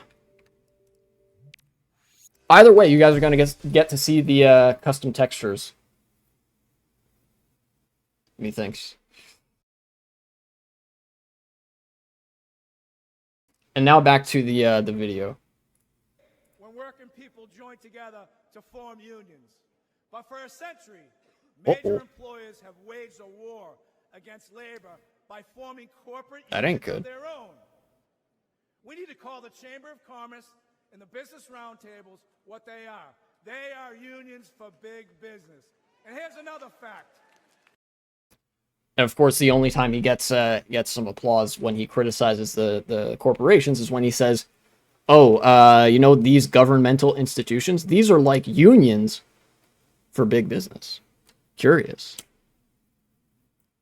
Like, buddy, I think, you know, I think you're just advancing the Nazi party here. I don't think you're doing anything for the American worker, dude. But he knows that, like I said. He had to get paid to be there and all that sort of stuff.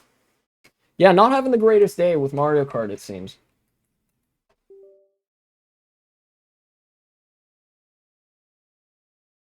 How long is this speech, by the way? Do some Mario Kart MKPC? What?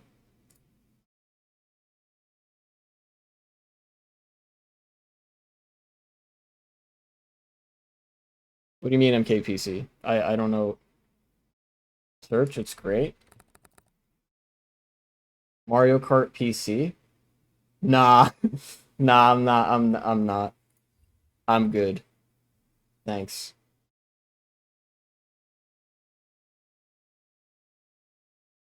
Sorry, you guys are gonna have to endure more technical difficulties. This is gonna suck, kind of. Alright. My stuff. Main.dol's still there. It's like the old Super Circuit. Yeah, I've played Super Circuit and I've played SNES Mario Kart, and both of them suck. Not even gonna lie. I'm checking. Let me check my driver SCS file to see if the textures that I got are there. They are indeed. Okay, what happened? This one doesn't suck. It has reverse drifting. Interesting.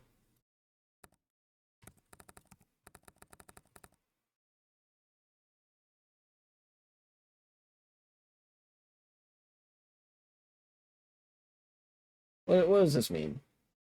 What does that corruption message mean?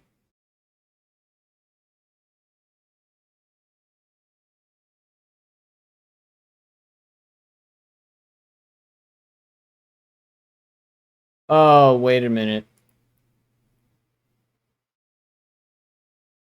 Imagine drifting, then holding backwards and right. Then you're drifting very tight to the left. I don't like the way that sounds. I'm gonna be real. Be 100% real. There isn't anything in this like in this SD card that immediately jumps out to me as being like the evident cause of like that corruption. Okay, there's one thing I can think of. You see this? This is the SD card that I have my stuff on. Let's see if I can get the camera to focus on it. I don't know if you can see it. There we go. It says 16 gigabytes, right? I know that it's possible that there's some issue with certain Wii applications having like a lot of problems whenever they're faced with an SD card that's larger than 8 gigabytes. If that's the case, I might have to get the other SD card that I used to be using for CTGP, the one that has 8 gigabytes on it, rather than 16. Because I had to upgrade to 16 gigabytes in order to get Retro Rewind. Like, the old SD card just wasn't big enough. But I'm going to try this. In the event that that was a fluke, that corruption message was a fluke, I'm going to try loading up CTGP again. I don't know what could be possibly causing the problem where CTGP is giving me this corruption error message. And also, I don't know if you guys can see it, but I am sweating as fuck right now. How hot is it? 98 degrees, lovely. And the error message happened again. Cool.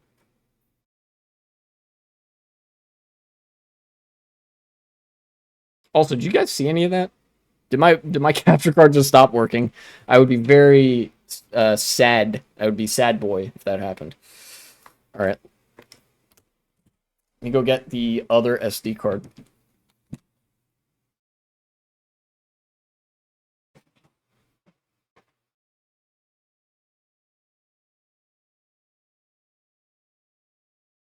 Here it is. Blue one. You guys see that? 8 gigabytes.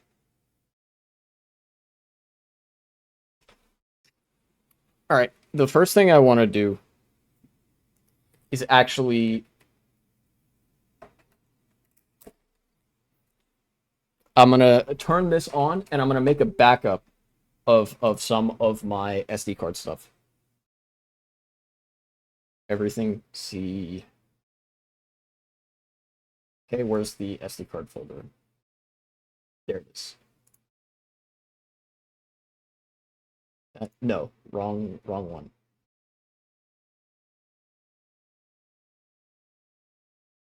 Wii U SD card. Here, I'm going to type 16 gigabytes here. And then I'm going to make another folder called Wii U SD card 8 gigabytes. And yeah, my capture card just decided to stop showing shit. Great, thank you. Very cool. Capture card. Stop it. Fucking idiot.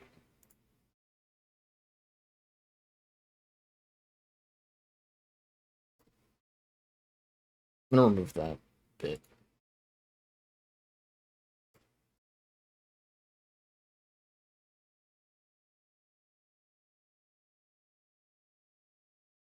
Okay, we're back. Got it. Nice. Okay. Take the 8 gigabyte SD card.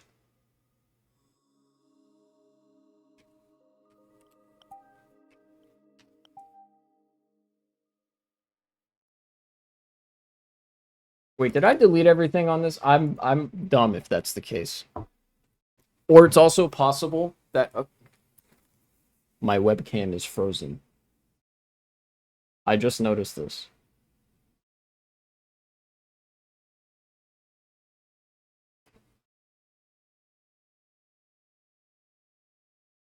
Okay, nice. Webcam is back. I have to find another SD card. I don't think that was the right one.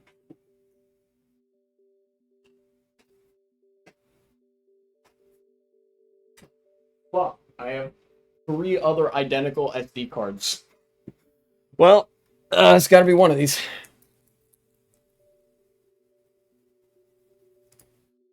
Let's, all right. Here's what I'm going to do. I'm going to have this folder open. Okay, it's not this one. Not this one.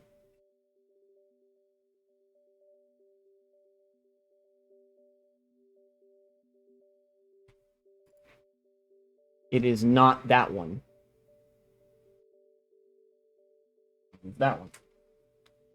Attempt number 3. It is this one? All right, great success. We got it, ladies and gentlemen. We fucking did it. Okay. All right.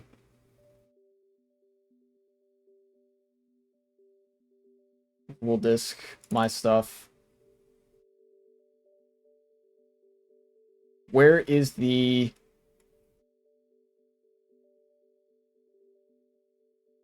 driver SZS?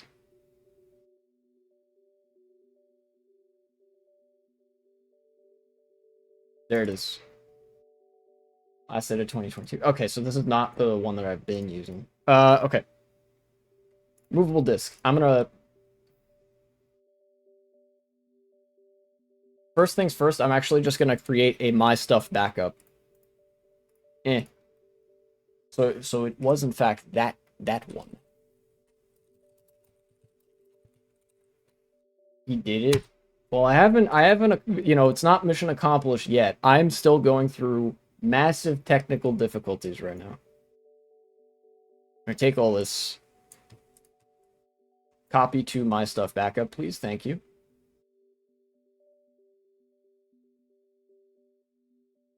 Oh, that's gonna take, one at 42 megabytes per second. Wow, thank you. Thank you, game. Very, very cool.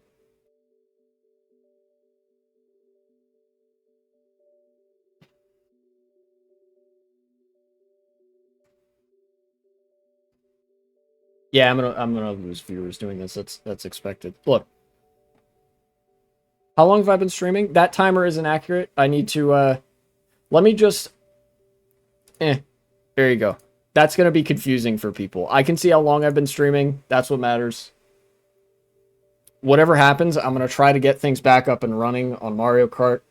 I'm gonna launch CTGP, and then we're gonna finish that speech by Sean O'Brien.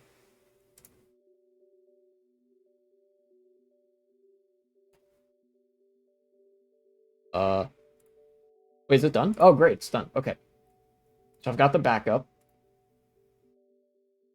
And then Wii U SD card, 16 gigabytes. My stuff. And where is the driver SCS? Here it is. Able to connect. Check this. Yep, that's the right one. Okay, yeah, last edited date.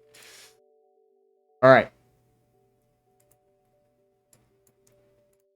Here's what I'm gonna do. Take all this.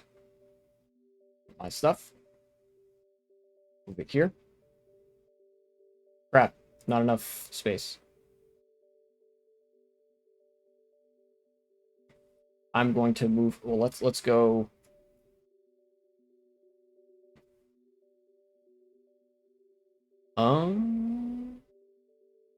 Is there? Wait, hold on. Movable disk G.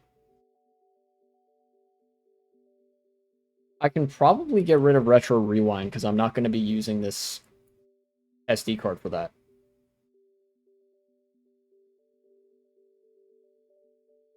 Yeah, get that out of there. Okay. This is the smaller SD card, by the way. This SD card, still all well and good. The 16 gigabyte one. I'm going to use that one for retro rewind. Now I'm going to take the My Stuff folder from here.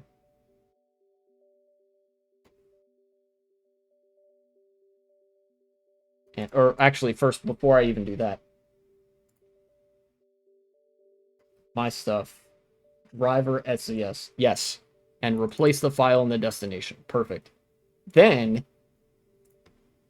take the My Stuff folder.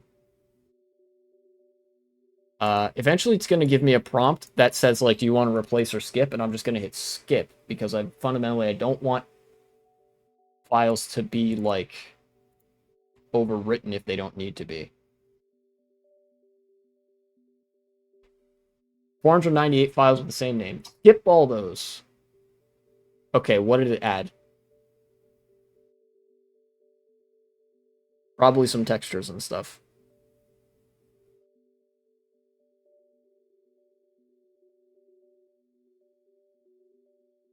Yes.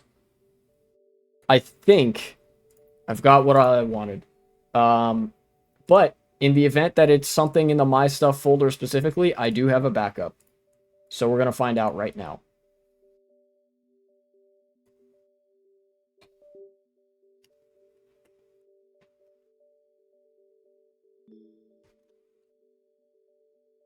Let's go in here. But if this works, then I think I know what was going on. Parker the Hellhound, waifu. Hello, welcome to chat. I'm just having some technical difficulties. Hopefully I'm getting this all cleaned up. Okay, so yeah, that fixed it. Let's go back to the menu. And then I'm going to...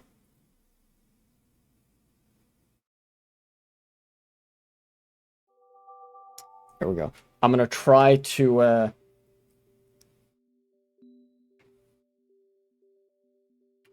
do the same thing, but for the 16 gigabyte card now. Bear with it just a few more minutes.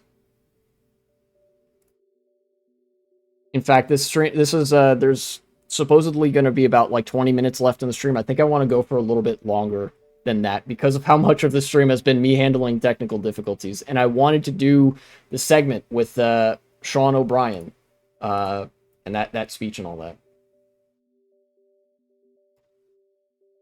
All right. PC, USB drive, nice. DPR, my stuff. So what changed? What's different here? My stuff backup. I have, what is it?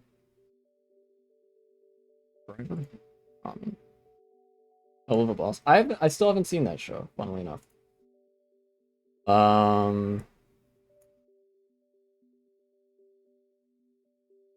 You know what? I think I know why.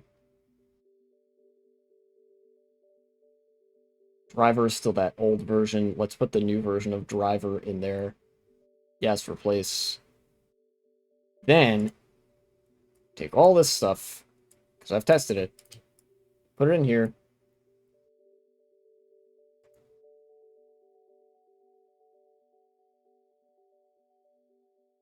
Custom characters doesn't come up to the screen. The race did, because I said that in Reddit. Yes, that is a character from Hell of a Boss. Okay. Skip these files. I don't know 100% what you're referring to.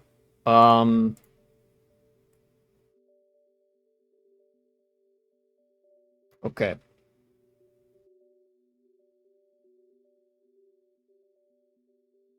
What I'm going to do now is change this SD card out for this one. The big boy one.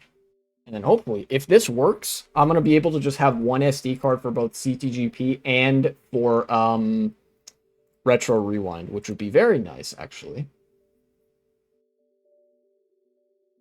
Removable disk, CTGP, or my stuff. Okay. Got the my stuff back up. Put all this in here. And I'm going to skip the files that have the same names.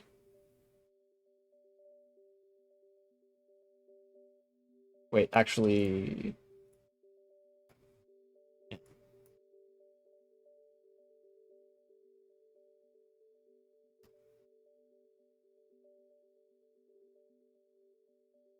Okay, that did it.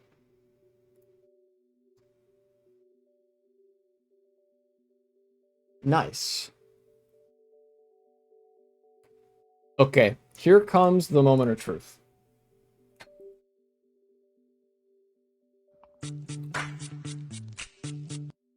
Parker the Hellhound waifu, thank you very much for the follow. And, thanks for being here. Moment of truth. If this works, I might be a genius. After mucho file moving and file copying, overwriting, backup, etc., etc. That's Luna for my profile. Ah.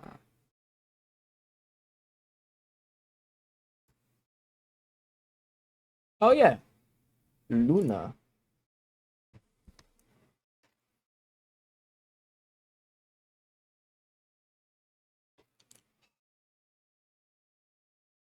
It really is the 16 gigabytes, isn't it? God damn it.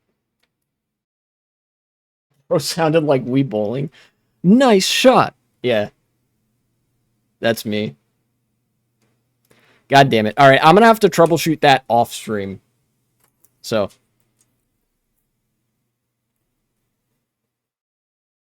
$16 GB SD card, you've been a trooper, but Have you looked at the tutorial video?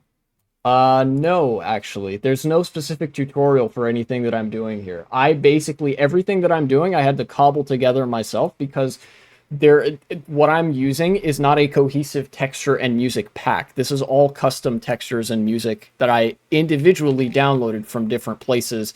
In most cases, converted to BRSTM myself, and then put on an SD card hoping it would work. And it did, but for some reason, it works on that blue SD card and not this black one. So...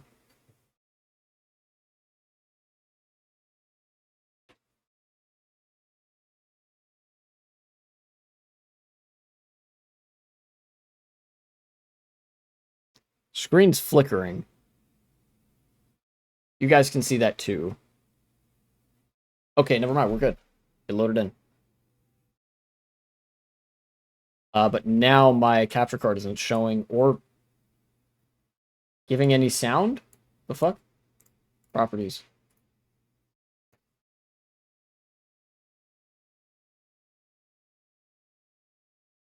Okay, never mind. We're good. We're good. Just had to deactivate and reactivate real quick. Moment of truth. Can I load up CTGP this time? This worked last time with no changes. Will it work this time?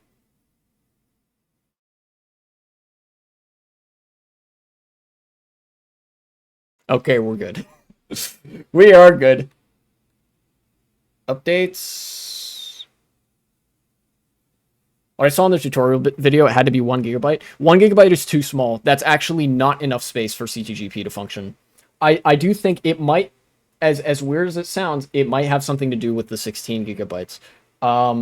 See, the blue SD card that I'm using is 8 gigabytes, which is big enough for CTGP or Retro Rewind, but it's not large enough for both of them.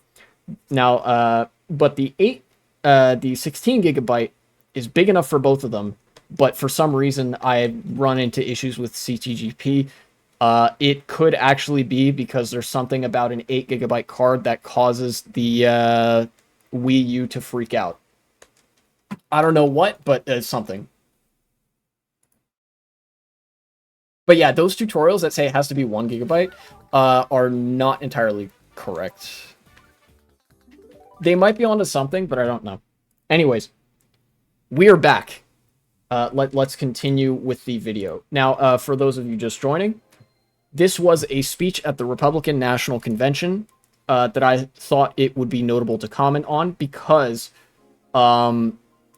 this guy is the president of the Teamsters, and he decided to be at this convention and give a speech here. He was almost certainly paid to do this. You can see some of the textures that I have. I'm just going to be doing me outfit A. Knock bike as usual. And it's pretty blatant, like, class treachery.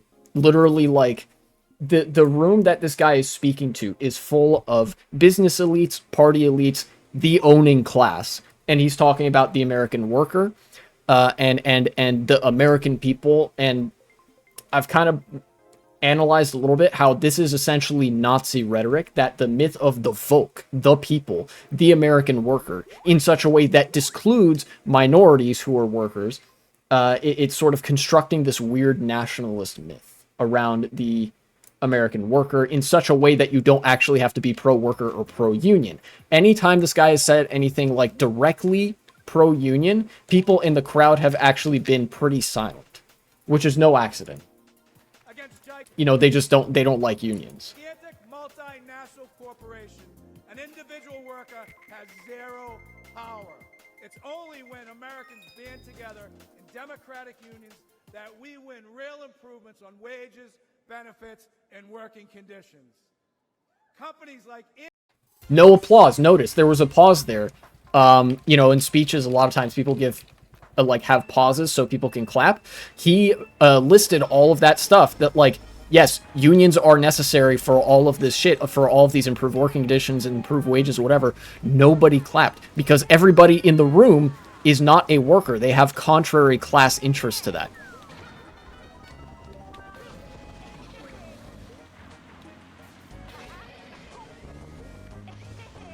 But there are some things that he'll get massive applause on, and those are the, like, nationalist talking points. He's literally in a lot of ways him trying to like proselytize about the workers and mix that in with like the nationalist talking points. This is National Socialism, Nazism in its purest economic form. Conveniently leaving out all the parts where you don't actually care about the workers and you hate the working class, and also you're going to deport massive numbers of minorities, etc., etc. Amazon are bigger than most national economies. Amazon is valued over $2 trillion. That makes it the 14th largest economy in the world. What is sickening is that Amazon has abandoned any national allegiance. Amazon. There it is. That's the Nazism. You'll notice a lot of conservatives don't like Amazon, so Amazon, he's picking an acceptable target. Notice how he attacks Amazon based on the fact they have no national allegiance. They don't have any nation. They are a traitor to the nation, right? This is what I meant when I said National Socialism. Like, he's doing the bit. Except it's not a bit. Sole focus is on lining its own pockets. That's every business, by the way. Every business is like that. Remember, elites have no party, elites have no nation. There it is again. Elites have no nation. Again, conveniently avoiding any specific class distinction. It is true that the bourgeoisie, the class, the owning class, knows no borders, knows no single nation. They are international. But here he's referring to the elites because he has to avoid all systemic critique in order to make a palatable speech and whatever. This is just Nazi rhetoric, the excessive focus on the nation. And what's interesting to me, this is subtle, but it is notable. A lot of people in Republican circles have stopped referring to the country and started referring more to the nation.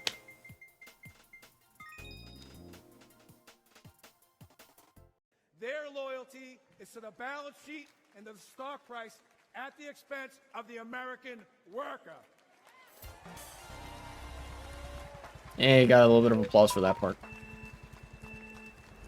It was good. In my office in Washington, D.C., I can see the United States Capitol from my window. Okay. I see well-intentioned people arrive in Washington and get eaten up by an unfulfilled system. The responsibility to average Americans takes a back seat. The objective now becomes survival. Fundraiser after fundraiser. Corporate consultants head every initiative. The Hill crawls with lifers, bouncing from government job to corporate job to back again. I think we can all agree D.C. is a pretty treacherous area. Okay, notice what he did here, too. Very clever rhetoric. We'll see if this gets applause, actually.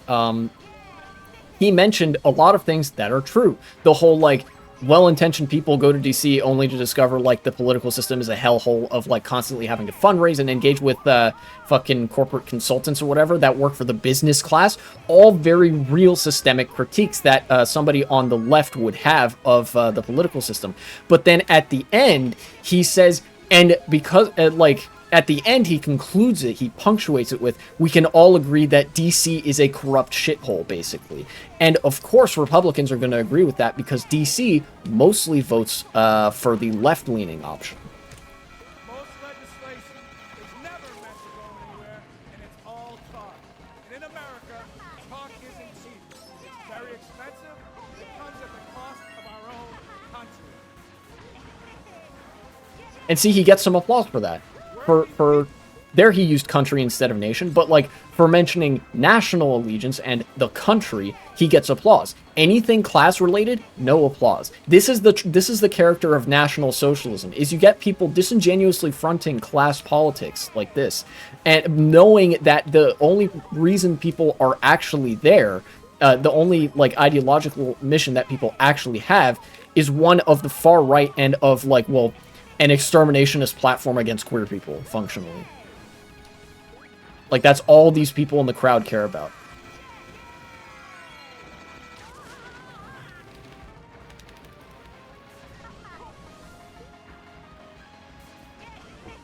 Keep going. No, our system is broken. elites are not laboring on behalf of workers. There is a political caste system that prevents citizens from accessing their representatives to hold them accountable. For a moment in time, again mentioning the elites with like a non-specific sort of class affiliation. Like, not once has this guy directly pointed to a Marxian interpretation of class structures. Sean Fain, another prominent union leader, has. Sean Fain, I believe, is a Marxist in some sense. Like, he clearly understands that mode of analysis, and he understands the class interests that are at play. That, like, okay, my job as a union leader, we're looking out for the workers' interests, and that necessarily means an opposition to the interests of business and the interests of the capital-owning class, you know, the shareholders. Meanwhile, this guy, he's only mentioned elites as like a sort of vague term, which is fitting in the sense of like Nazi esotericism. You know, Nazis well known for being very esoteric and like gesturing and weirdly spiritual.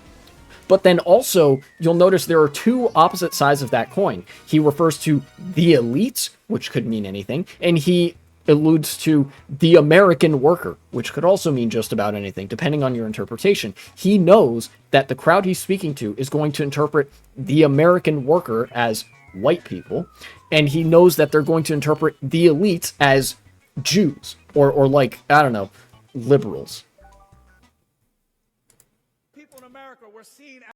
This is exactly the kind of language that Nazis used in their speeches in Germany. This is the kind of language they used to try to draw support from a sort of working class base.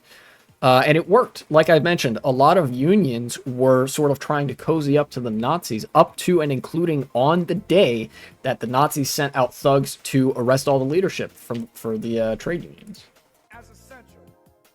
Sadly, it took a global pandemic for political and corporate elites to notice this fact. But ask yourself this question. Since the end of the pandemic, when was the last time you heard major news outlets regularly refer to workers as essential? You haven't. The men and women who provide goods and services, deliver packages, stock grocery shelves, random crowd shots. That finger, by the way. Finger? What finger?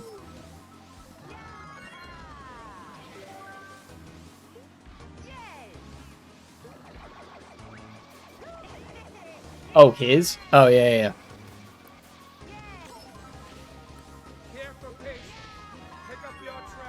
He's using his finger for sure. He's pointing that finger.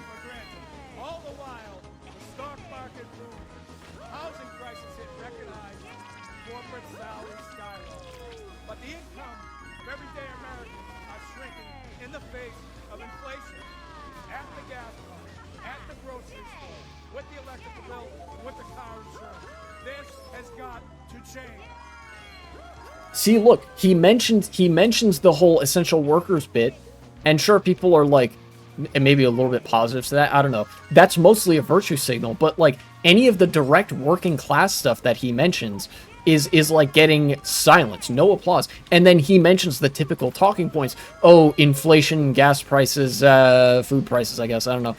Like stuff that's, you know, the pretend politics that you can't really use, like that it's very difficult to use policy to directly address, and that isn't really the purview of anybody who like is a policymaker, directly speaking. And the crowd goes nuts. Basically, they love it when he sounds like a Republican, because functionally that's all he's there to do, is sort of affirm their ideological priors in the Republican Party, and to legitimize their image as like, oh, we're a pro-worker party. You know, the thing I've said like a million times before, but like it's very transparent what he's doing, why he's doing it.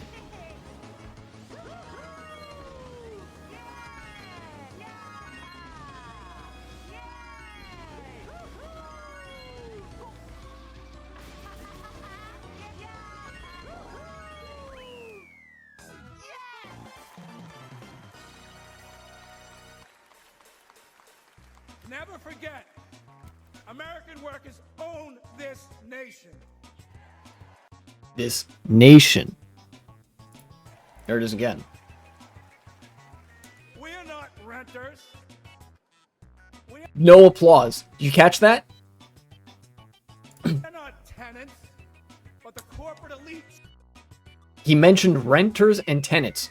Two groups that are very much in need of like support from unions and whatever. I've mentioned tenants unions before. No applause, because the people in the room are people who hate tenants and unions. He's about to mention, I think, the corporate elites. Did you say that? Like squatters, and that is a crime. These people that he's talking about, when he says the corporate elites treat us like squatters and that is a crime, he's talking to a room full of those corporate elites. You know? Like, he's not really advocating for workers here. And he's using language like us, because again, like, the elites is a very like amorphous blob of a concept. Very scattered applause for mentioning renters and tenants, of course. Not much. Oh? It's time for both sides of Congress to stand their butts up.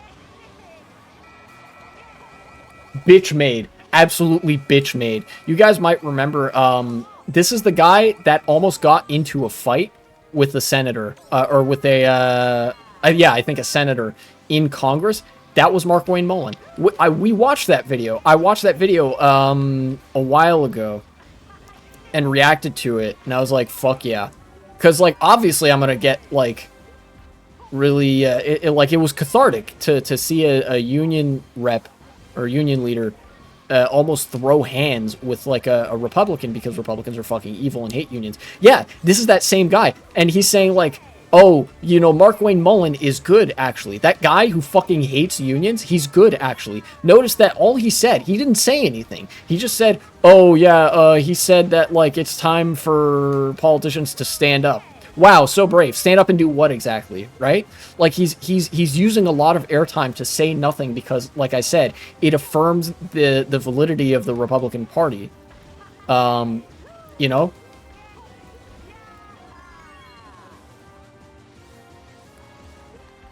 We need trade policies that put American workers first. It needs to be easier for companies to remain in America. And of course, he's mentioned here, like, doing the America First trade policy shtick. Like, oh yeah, you know what would really benefit workers? Tariffs and you know, America First protectionism. No, it doesn't. And he knows that, by the way. You know, this guy's not an idiot. He's quite smart, in fact. But he knows, like, he's talking complete shit. You know? We need legal protections that make it safer for workers to get a contract. We must stop. Like, this is just meant to be fed into the Republican narrative crafting machine and spat out on the other end as, oh yeah, see, Republicans are the party of workers. See, this union leader supports us. And then they're just going to crack down on unions really hard anyway, like the Nazis did. You know, like, this is fully the meme of Hitler going to the workers and holding up the Socialist Workers Party sign, and then going to the like German capitalists and holding up the National German Party sign. Like, that's what the Republican Party is doing, and what this guy is enabling, knowingly so. Corporations from abandoning local communities to inflate their bottom line. We need meaningful bankruptcy reform today. Corporate vultures buy up companies like Yellow Freight with the intent of driving them into bankruptcy and feasting on their remains. The courts leave workers begging for crumbs as third-tier creditors. Labor law must be reformed. Americans vote for a union. Nothing. No applause. He mentioned hostile takeovers. I watched Wall Street a while ago, so I know, like, what this is all about. No applause for the bit about, like, we gotta stop hostile takeovers, because he's talking to a room full of people who do those hostile takeovers.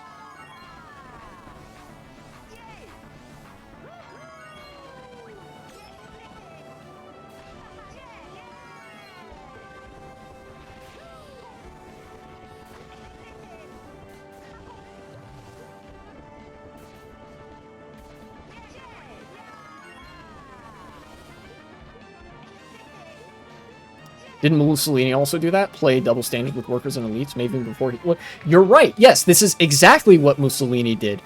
In fact, there's like a really heavily memed upon Mussolini quote about like, oh, I will tell the capitalists to like, play nice with the workers, and I will tell the workers to play nice with the capitalists. It's literally the Mussolini bit. Like, this is... He's literally doing the bit that Mussolini did. Sean O'Brien is, and you know, the Republican Party also doing that. But the Republican Party, if I'm being honest, the Republican Party is more closely ideologically aligned to Adolf Hitler than to Benito Mussolini, because Mussolini did have some economic policies that were worth like discussing about and whatever, and wasn't fully committed to the whole genociding minorities shtick. You know, they were actually a more comparatively moderate strand of fascism relative to the Nazis. The Mussolini people were. I heard Trump was going to shift some speech from talking about Biden and how bad the Democrats are, like he planned to, instead, because of the gunshot, talking way more about being one kind of nationalistic speech. Heard that on the news yesterday. When is/was that? I don't know. I'll have to look that up, but that's easily knowable. So check that later. And hide behind toothless laws that are meant to protect working people but are manipulated to benefit corporations. This is economic terrorism at its best. An individual cannot withstand such an assault. A fired worker cannot afford corporate delays, and these greedy employers know it. There are no He's speaking to a room of those greedy employers. He's not talking to the workers. He's talking to the employers right now. He's like, they both know that like he's not here to advocate for the interests of the workers. You know, in fact, most people in the room, the reason he's not getting any boos for any of the like nominally pro-worker stuff that he's saying. Good suggestion for a stream. I'll check later as well. Yeah, it would be. It'd be really great. The reason that he's not getting any boos for any of the like nominally very pro-worker stuff that he's saying is because, like I said, the effect that needed to be accomplished is accomplished just by him being there. You know, the Republican Party paid him to come here, most likely, to legitimize their image as like, oh, we're the party of the American worker, you know, to try to build that narrative. And it doesn't matter if they disagree with every single fucking thing he says. That is accomplished just by him showing up. So a lot of people in the crowd, I'm guessing, are willing to like kind of play nice with what would otherwise be a hostile platform. Because they're like, yeah, well, he's politically benefiting us anyway.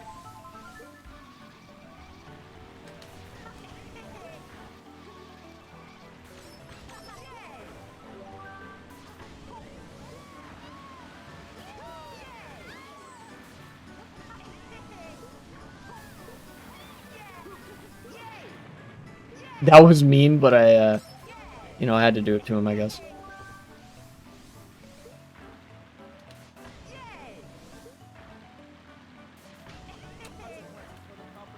Only the worker.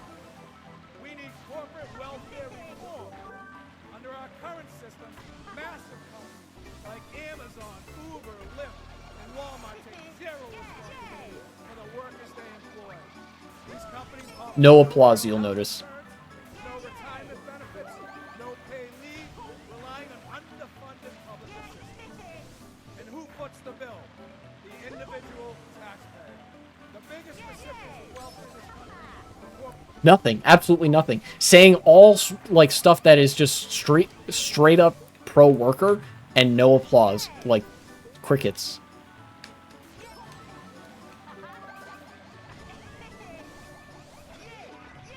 Got him. Corporations, and this is real corruption. We must put workers first. And then notice he caps it off with an easy like political one-liner, so that it can be, like I said, easily turned into propaganda for the Republican Party later. Like, see, look, we had this guy at our convention. That means we're pro-worker. All the while, they still hate unions. They still will do everything to sabotage the class interests of the workers. What could be more important to the security of our nation And, you know, putting people in camps, too. They want to do that, too. than a long-term investment in the American worker. And, of course, it's also relevant, the interpretation of the American worker that the audience is taking as well, meaning, like, white Americans. Because they don't think of black people and Hispanic people as Americans or workers. They think of them as degenerates. So for most of the right-wing people in America, and especially the people in the audience being the business and party elite, like the ideological vanguard of fascism, for them, the only way somebody could be an American or a worker is if they're white.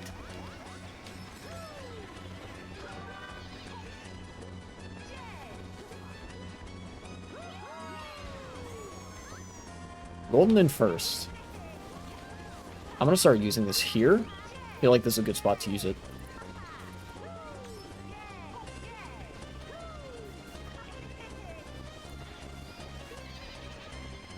In 2021, Teamsters nationwide elected me to fight for them.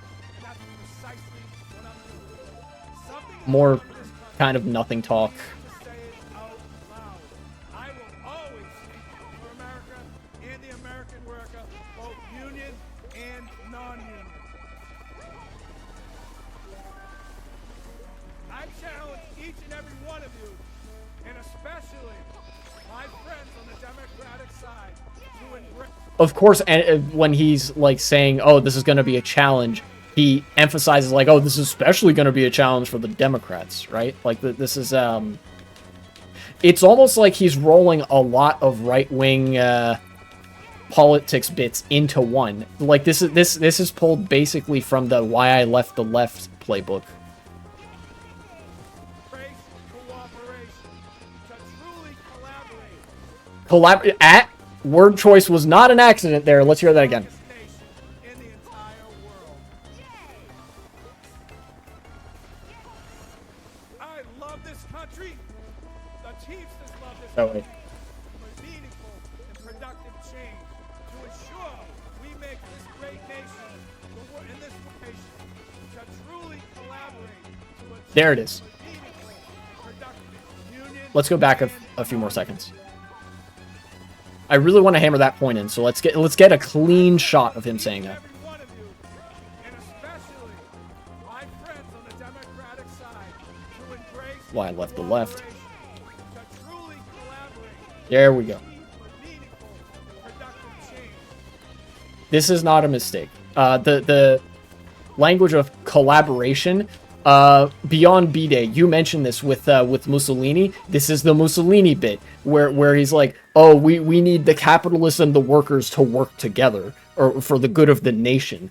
That's class collaborationism. In fact, it's one of the most essential characteristics of fascism that you have class collaborationism, because that like serves the interests of the capital class. It essentially it's a way of pacifying the class interests of the worker, and sort of subjugating that class conflict to the cause of the nation or whatever. You know, it's just nationalism fuel basically. I'm gonna keep going till the speech is done, and I'll probably end the stream. To ensure we make this great nation in this world the bigger, faster, and strongest nation in the entire world. The bigger and faster, very true. America is the fastest nation. The best internet speeds. That's probably not true, but I love this country. The Teamsters love this country. Our 1.3 million members move America. On the roads, in the ports, Six King on the Labyrinth. rail, and in the air. And at the You're distracting me so much, I just put an entire house where the neighbors live. Shit. Skill issue.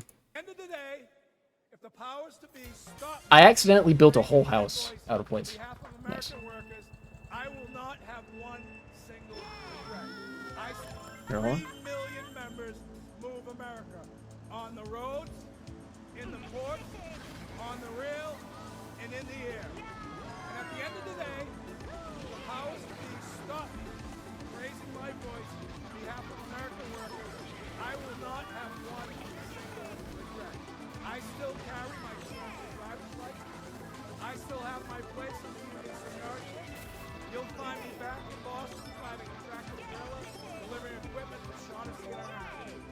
because I have the Okay. protection of a union contract that gives me the freedom to speak my mind and to fight like hell. God bless the greatest nation. Thank you very much. Okay. So then, again, in that ending bit, he made that all about the nation, right? He made, like, he, notice, did not mention what the unions do to, quote, fight like hell. And people weren't, like, really ready to applaud until he, like, didn't mention anything specific about unions. But yeah, that, like, this is the part of Nazism where they emphasize the National Socialism bit. They try to meld nationalism and socialist rhetoric in a way that would potentially be appealing to certain left-wing people. Luckily, most left-wingers in America are smarter than that. Opera's term, most. But this is gonna be, like, disastrous, just because of him being there, like I said, because that accomplishes that sort of, like, National Socialism slate of talking points for the Republican Party. Like, oh, see, we're the party of the workers. We got this union guy to speak for us, all the while making no, like, substantive policy commitments of any sort, because at the end of the day, they still hate unions.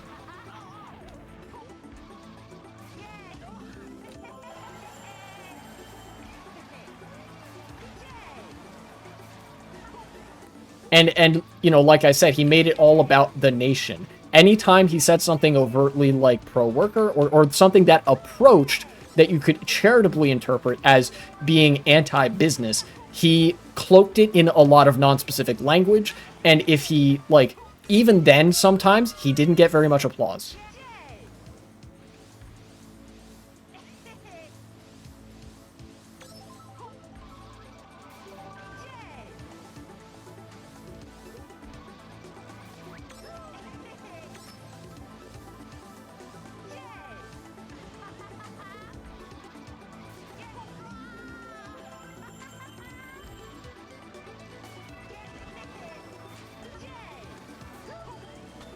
But that's super important to remember.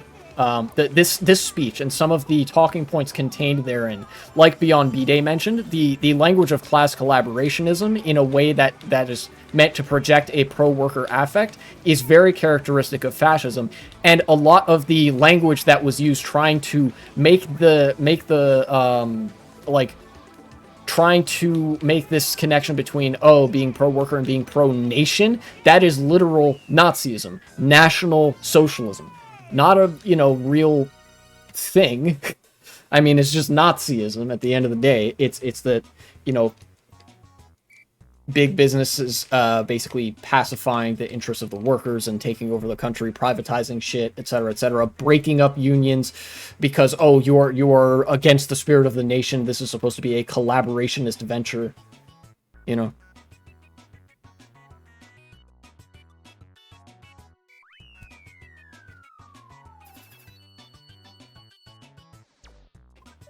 And I think I will end the session there.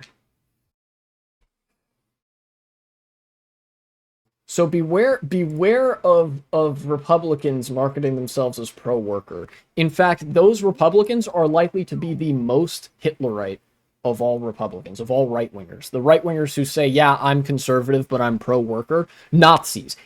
That should raise instant red flag. Nazi, NAZBOL, like the worst kind of far-right person. But yeah, I think I generally hit on all the beats I wanted to hit on from that video, or from that speech. This was part of a VOD from, again, like I said, Milwaukee Journal Sentinel, streamed from the Republican National Convention. Sean O'Brien is a class traitor. This has disastrous implications for American workers. And, yeah, I guess that's about all I have to say. Gotta go myself. Have a good one. See you later. Yeah, I'll see you later. I'm gonna go find somebody to raid. I might have to do some troubleshooting as well. Or maybe no raid. Maybe not. Yeah. No raid today, methinks. I'm trying to think. Is there anything else I want to take away from... Is there anything I can easily condense from that? I don't think so. Yeah, I'll see you next time.